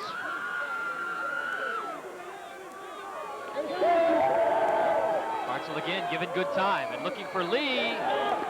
Threw it behind him. Donalfo on the coverage. Nice coverage by Mike Donalfo. The ball was a little underthrown, and it's a good thing because that had a chance of being picked off. Well, since the 2nd quarter of the Weymouth game on Thanksgiving, Brockton has ceased to be a passing team. They've been a passing team throughout the season. I think it also has to, you have to give credit to the opposition's defense. They've been getting great defensive back coverage on Brockton receivers.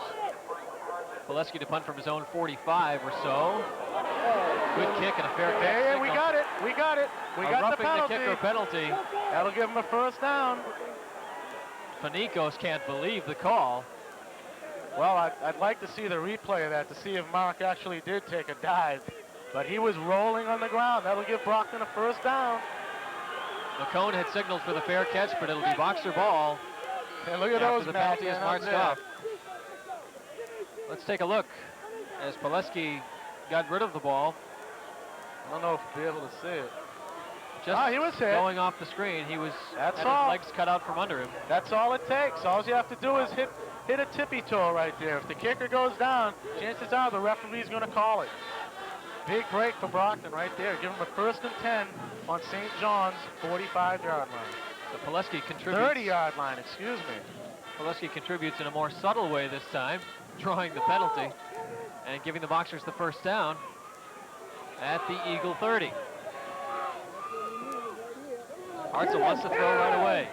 Going for the big strike. He's hit as he gets rid of it. It'll be intercepted by Sullivan. Warren will drag him out of, or Dombrowski rather, drags him out of bounds from behind, but Hartzell got bounced as he got rid of the ball. The pass was affected, and John Sullivan, the very talented inside linebacker, comes up with the big turnover. 9:48 to play. Who hit Hartzell? 58, Sean Doherty hit him just as he was releasing the ball. That was supposed to go a good 10 yards further downfield. St. John's comes up with the big turnover. The 2nd of the day for Brockton. Hartzell's in on both of them. The Big interception for Sullivan. Here come the Eagles now from their own 37. Dwan gets 5. The Boxer lead is 6, 9:40 to play.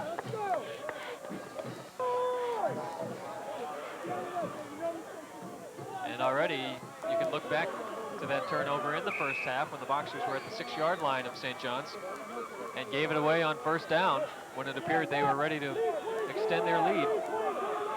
Dwan, 18 rushes, 96 yards. Second down and 6. And keeping it is Moses. He gets around the corner, gets the first down, and across the 40 of Brockton. Nice run by the junior. See now, Brockton's forcing him to run. Brockton's defensive backs are going after the option back, leaving an opening for Steve Moses, and he took advantage of it. Good poise by Moses, however. He wasn't even thinking of pitching that back. His last 2 carries on the option resulted in a fumble and a loss of yardage. This time he gets the big first down all the way to the Brockton 37-yard line. As Curry explodes for 6. Protecting the ball very nicely, too. They don't want to get a turnover here. Both hands around that ball. The Prep moving the ball better on this drive than they have all game.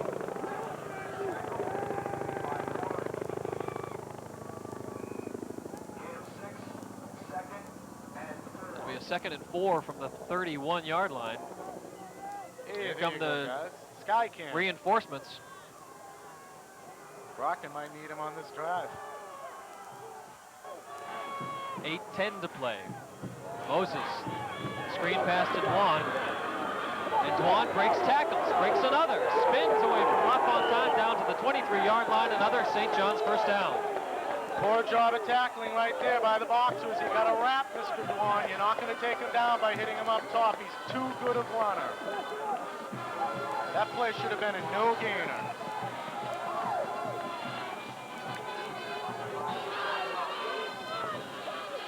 Watch this right here.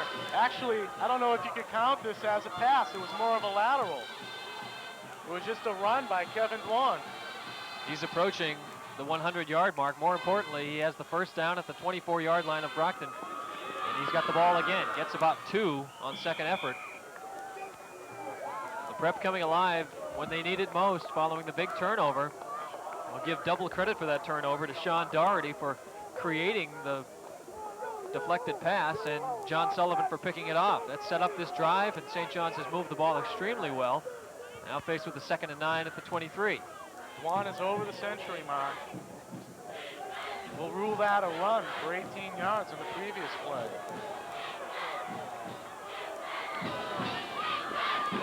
Gets it away to Dwan again, and he is stacked up by who else? Belanger. Never takes a backward step when he's met with contact.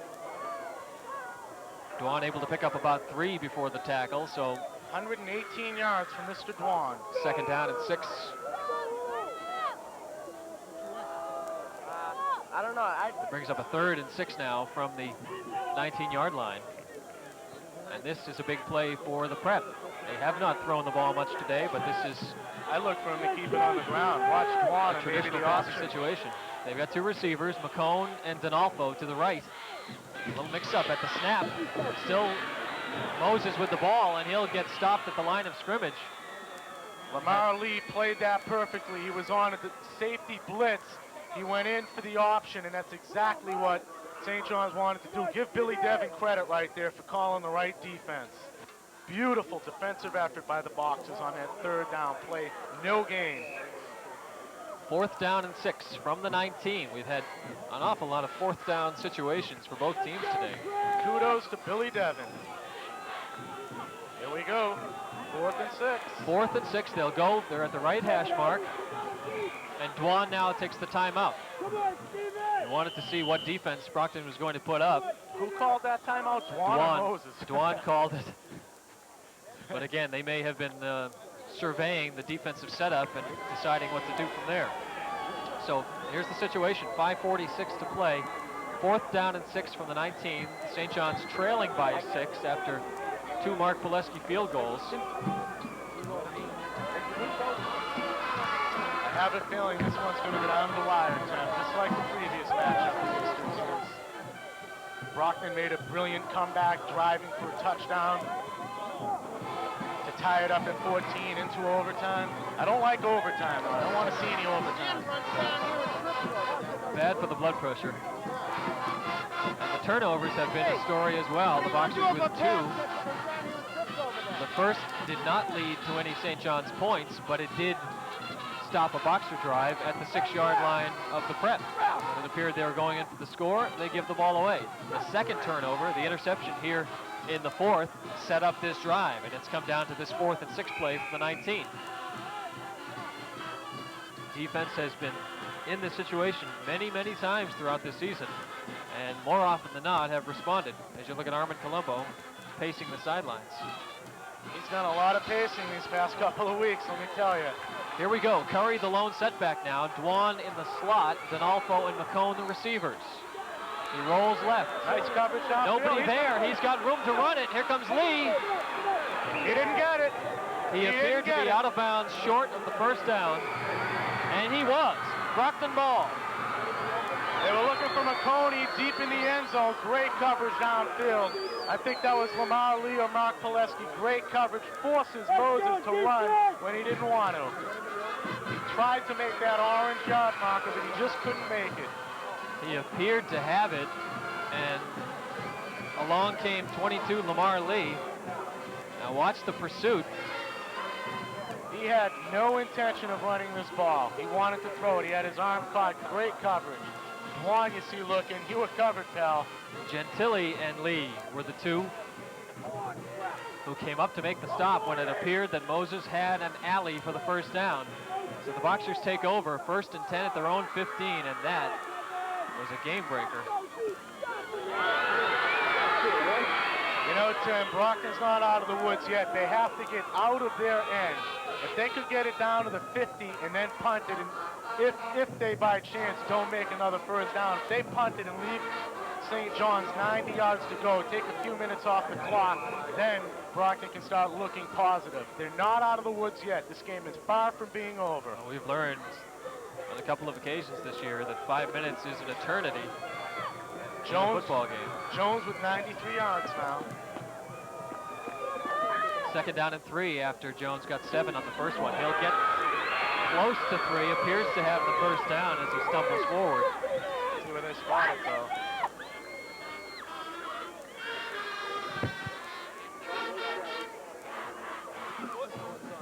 Inside of 4:45 to play.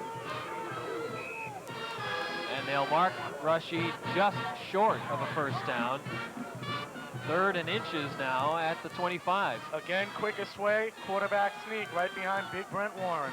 They've got Belanger in the backfield to block for Lee and Jones. But it is Hartzell keeping the ball, and he'll have the first down. That's all. That's all it takes. St. John's in the 4-4 defense doesn't have a nose tackle, although they usually bring a linebacker up, either Sullivan or Doherty, to plug up Brent Warren. Didn't work that time, though. Mark is down, as you may have noticed on that shot, to just a 7 on the helmet. He started with the 77 in honor of teammate Jim Bailey and co-captain Jim Bailey, but he's lost one of the white 7s off the helmet during the course of the game. I'm not surprised. He's been battered around out there. This is Lamar Lee. He'll get just a couple, maybe one, to the 28-yard line. The clock running, however, inside of 4 minutes to play now. Lee has the one touchdown of the day, the 78-yard run in the first quarter. It opened the scoring. But he's been relatively silent since then. And that'll give Lamar Lee 15 touchdowns on the year. Well, it was 14 coming in. 15 touchdowns in the year.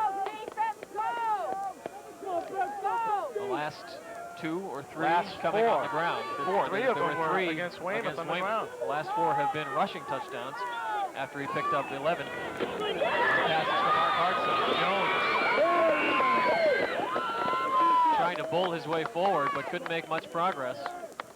Big down right here, going to be 3rd and about 7. Again, I mentioned they're not out of the woods. They need to get at least to the 50, and then if they're going to turn it over, they got to punt it away, leave them the whole football field to bring it in for 6. they're still going to have fairly decent field position if Brockton can't get a first here. St. John's moved the ball so well on that drive following the interception by Sullivan. But the defense answered the call near the 20-yard line, as they've done so many times. That red zone is theirs. Now the Boxers faced with the 3rd and 7. They'll keep it down on the ground. Jones with the first down and more. Dwan with the tackle at the 45 of the Prep. First down, Brockton. Here we go.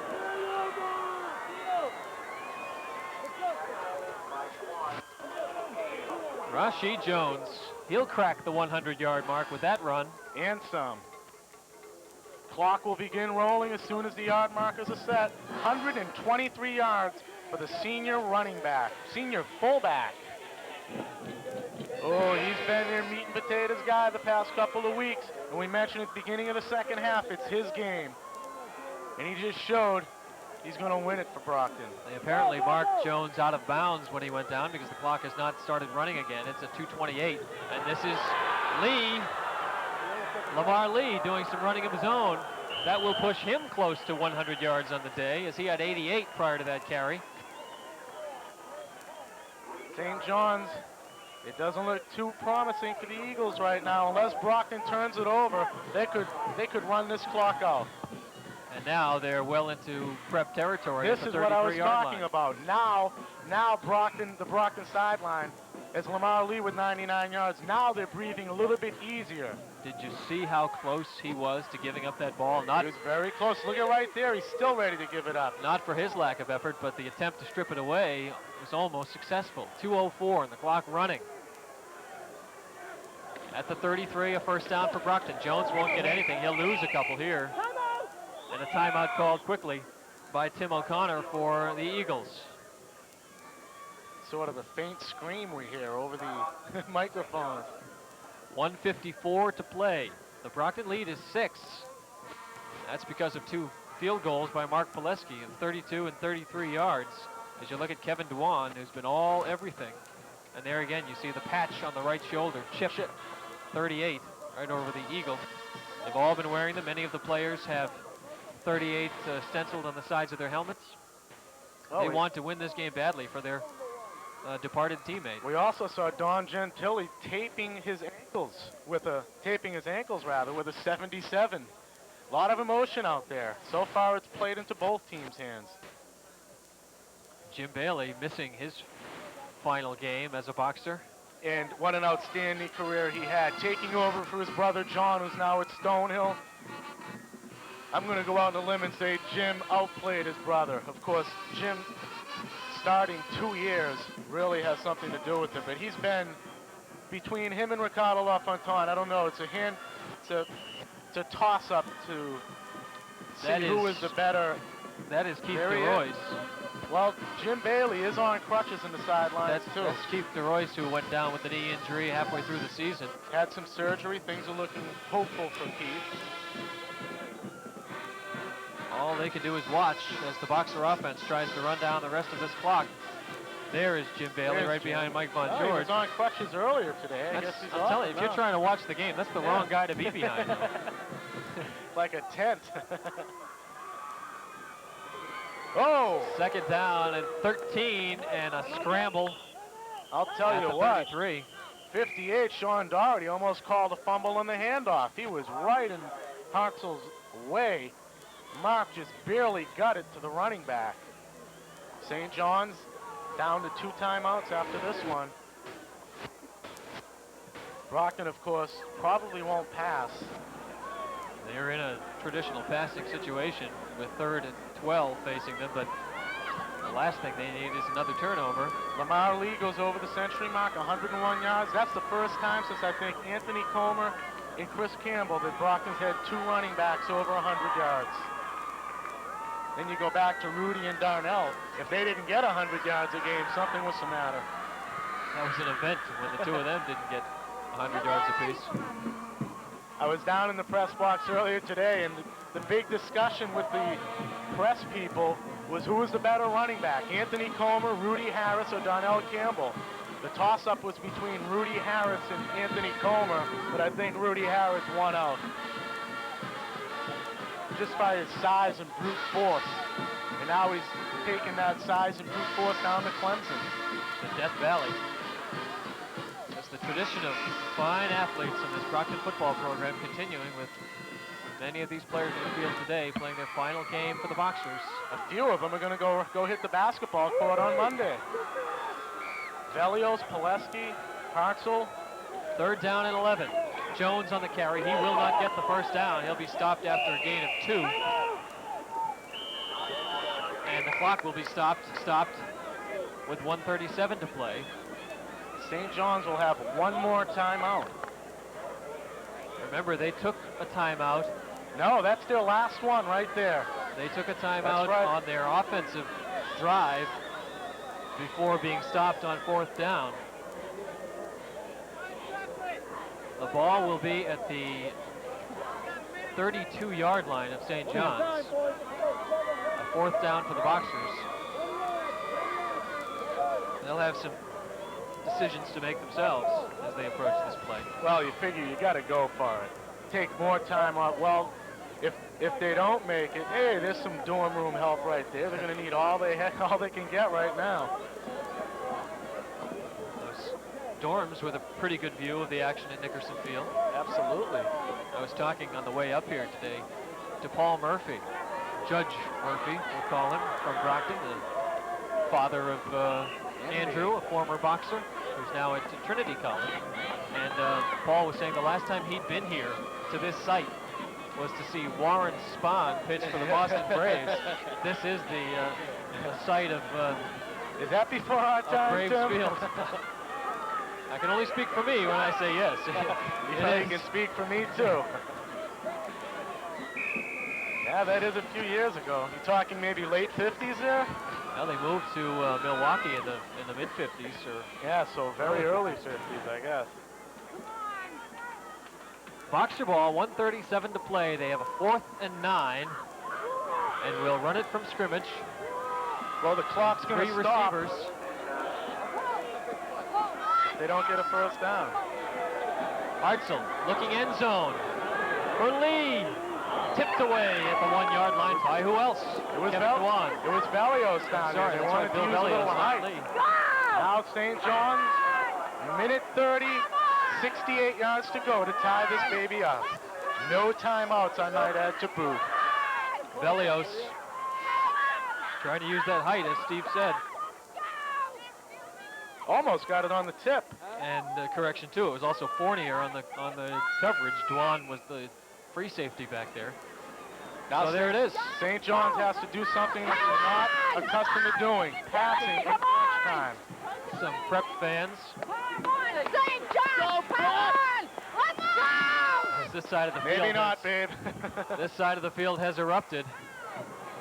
With a minute and a half to play, Dwan on the carry, heading for the sidelines. He wants out of bounds. He's got it. There's a flag after the hit. Who's it going to be on, though? It could be a hold. It could be a clip. It's a hold. Could be to hold on Mike McConey. It is holding on number 6. No, Donalfo. Check that. Mike Donalfo dragged Rashid Jones down. And that will bring a fine run back. This Kevin Dwan is something, though, Tim, isn't he? We'll wait for the official signal. But it will increase the odds against St. John's as they're pushed back on the holding call.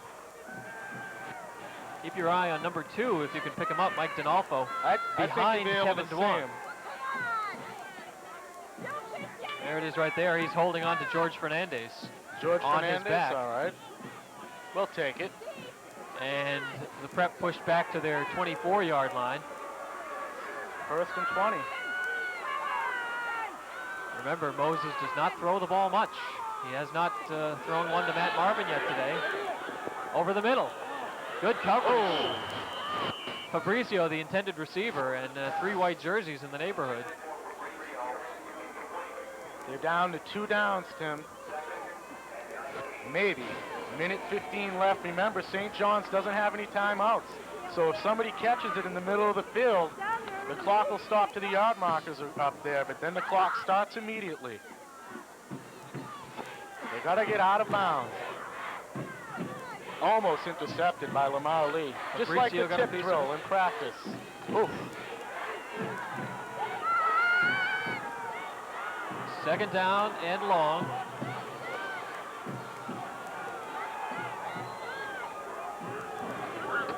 Moses rolling left. They want to use the option. He pitches it to Dwan, and he's got lots of room. He's going to get a first down. Upended by Pileski at the 43-yard line, but the first down for Dwan.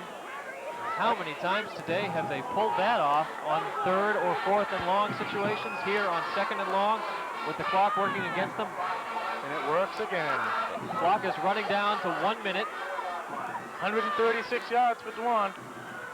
And nearly intercepted again. I don't know who Moses was looking for. He had McCone down the left sideline, but nobody in the flat there where he threw that ball. You know, if you're going to get rid of it, do it better than that, because I think that's what Moses is trying to do. Stops the clock with 54 seconds to play. Another nail biter. Hey, if they keep this up, they're going to replace the Gatorade on the sidelines with Malox. At least for the coaching staff. Settle some stomachs. Can use some up here in the press box. Pass it up here when they're done with it.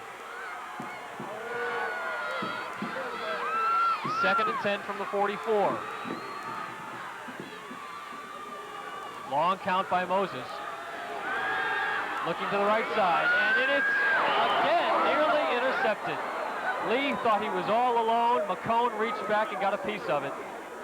You know, they just can't make the clutch interception. Remember the overtime period when Brockton, St. John's first down in the overtime period way back in week 1? Ricardo LaFontaine and Belanger mixed up. Watch Lamar Lee right here.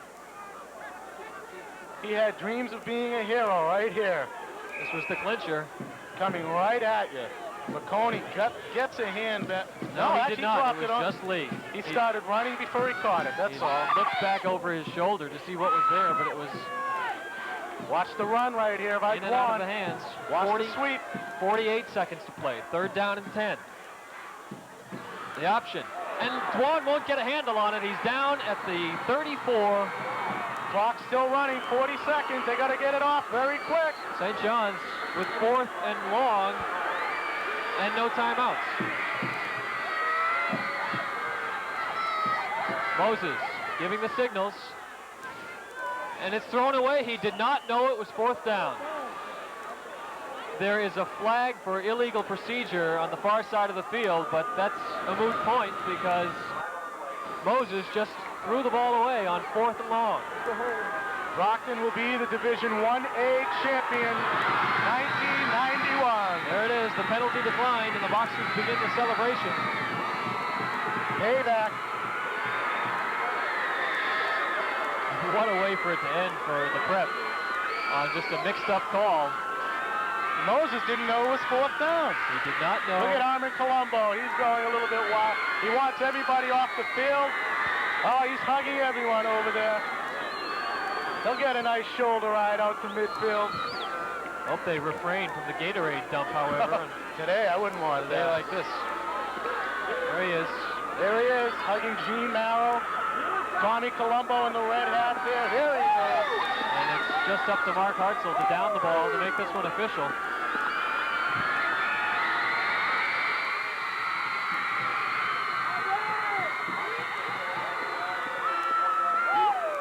Hartzell drops, and that will do it. The Boxers with a measure of revenge on the final game of the season.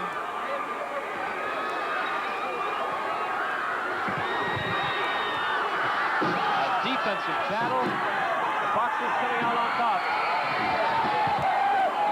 for the Division 1A Eastern Mass Championship. Final score 13-7 Boxers. Doesn't happen any other way. The celebration at midfield, the Boxers redeeming themselves, losing their opener to St. John's in the overtime, dropping a 1-point decision to Weymouth on Thanksgiving Day, perhaps because they were looking ahead to this game. Well, Armin They come up with the victory. came out and said if the playoff berth was decided on Thanksgiving Day, Brockton would have came out and played completely different football. There's Armin. With Tom Pileski, the athletic director. Steve Marciano there. Rocky Marciano. Former players and present players alike enjoying this one. They'll finish the season at 10-2. St. John's taking their only loss. They'll end up at 11-1. There's Betty Colombo. Here he goes. Sure, there's Tommy in the red hat who made the ride up from Villanova University. Just a happy family affair right there for Brockton.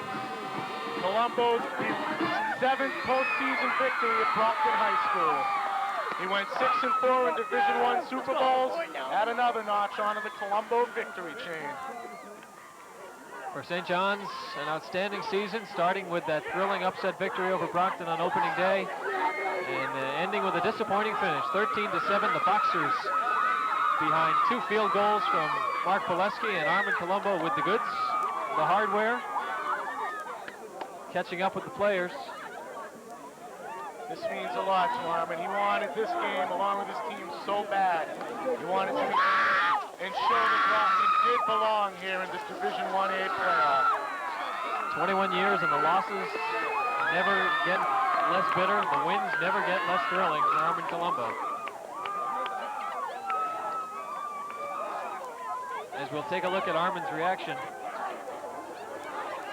to the play that put it away. The celebration beginning. He was hugging everything and everybody in sight.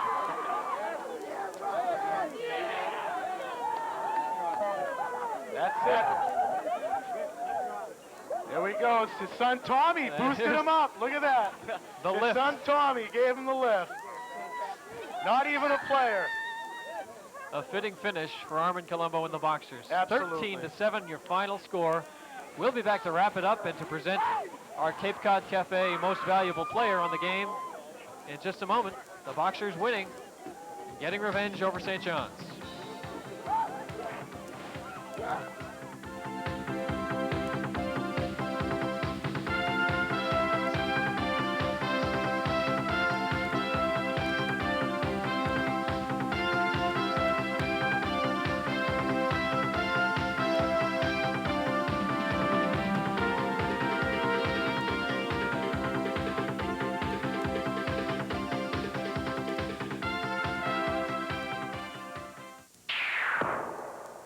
I'm Len Dawson. Most of the time, you hear me talking about sports. But today, I'm talking about the law against stealing cable. Do you know that cable theft is a crime? Anyone who gets HBO and cable without paying is stealing. And if you get caught, it can set you back more than a few yards. The penalties can be as high as $6,000, and in some states, you can spend up to a year in jail. Stealing cable is a game you don't want to play. So don't do it. Cable theft is a crime. The celebration continues at midfield. The Boxers celebrating their 13-7 victory here in the Division 1A Eastern Mass playoff. Especially sweet because it did get them revenge against St. John's after the opening day loss. Steve Valley has made his way down to midfield, and he's caught up with Coach Armin Colombo. Steve? Thank you, Timothy. I'm down here with Armin Colombo, victorious for the 7th time in Brockton High School history and postseason. Armin, how sweet was this one? The sweetest of all. It was positively the sweetest because this team really deserves to be a champion. And we were the first Super Bowl champions in 1972. We're the first Division 1A champions in 1991. This team, as far as I'm concerned, is as good as any other team we've had. We had a couple of bad shots in 2 games, but we proved that we're champions. This is it. This was for the championship. St. John's beat us. You know what my father used to say? You used to play for water and you used to play for wine. You play for water, it doesn't count. When it's wine, it really counts. This was for the sweet, sweet wine, the sweet taste of victory. There's no better taste. If anyone's got a bottle of wine at home, just pour yourself a little glass, raise it to the greatest high school football team in Massachusetts, Brockton. And this ended all controversy that Brockton didn't belong in the Division I playoff. I never listened to that. No way in this world. If anyone belongs in these, when Brockton's not here, it's not the same. All right. It's not the same. One final question. One final question. You made a little trophy presentation to a former boxer. Tell me what that was about. That trophy, I had promised that we were going to give Jay McGillis the game ball after Weymouth. We didn't get it. And so we had to give him something better. We gave him the Division 1A trophy. He's going to have it as long as he ever wants. He's going to keep it for the rest of his life, and I want him to enjoy it because he is a champion, and he's a winner. And that's who deserves to hold such a great trophy. And so aren't you, Armin. Congratulations. Timothy, Brockton finishes up 10-2, Division 1A champions. Take it away, pal. All right, our congratulations to Armin Colombo.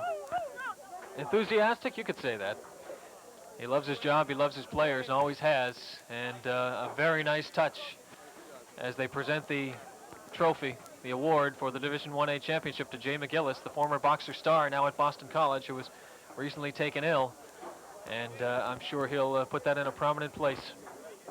So you heard Armand pick up the bottle of wine and make a toast to the Boxers as they pick up the first ever Division 1A Eastern Mass Championship with the victory over St. John's. We have not yet told you about our most valuable player, our Cape Cod Cafe MVP, but we'll tell you now. Rashi Jones had a terrific game running, but we're going to have to give the prize today to number 15, Mr. Versatility for the Boxers this season. There he is, Mark Pileski. A fine young man and a fine athlete all around. He had 2 field goals today. Not something you see often in high school football. The 32-yarder with 1 second to play in the first half that gave the Boxers the lead they wouldn't relinquish.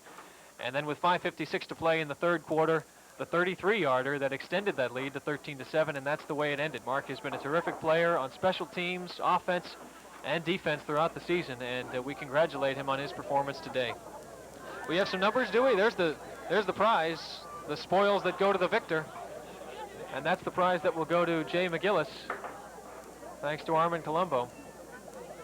The Eastern Mass Division 1A trophy, as you look at the emptying stands, and we'll check the final numbers for you. The Boxers with breaking the 300-yard mark in total yardage, holding St. John's just under 200 yards. Look at the passing yardage. That's uncharacteristic for the Boxers, only 82 yards on 14 attempts, and only 15 yards passing for Steve Moses and the Eagles. The penalties hurt at times. The turnovers were costly early, but the Boxers were able to hold off as they pulled this 13-7 victory out over St. John's. That will do it for us. We want to thank you all for joining us. Again, Mark Pileski, our Cape Cod Cafe player of the game, and well-deserved. The Boxers getting revenge and finishing at 10-2. St. John's will finish at 11-1, and that will conclude our season. We want to thank you for joining us all season long. I'm Tim Cox for Steve Valley, for our director Bob Ritchie, and the entire crew. For Brockton Community Cable Television, who provide the funding, and for Continental Cablevision, thank you all for being with us. Our next telecast scheduled for basketball season. We hope to have the Boxers at the staff gym and perhaps some hockey for you as well. I hope you'll join us for that. Thanks again. Have a good day, everybody.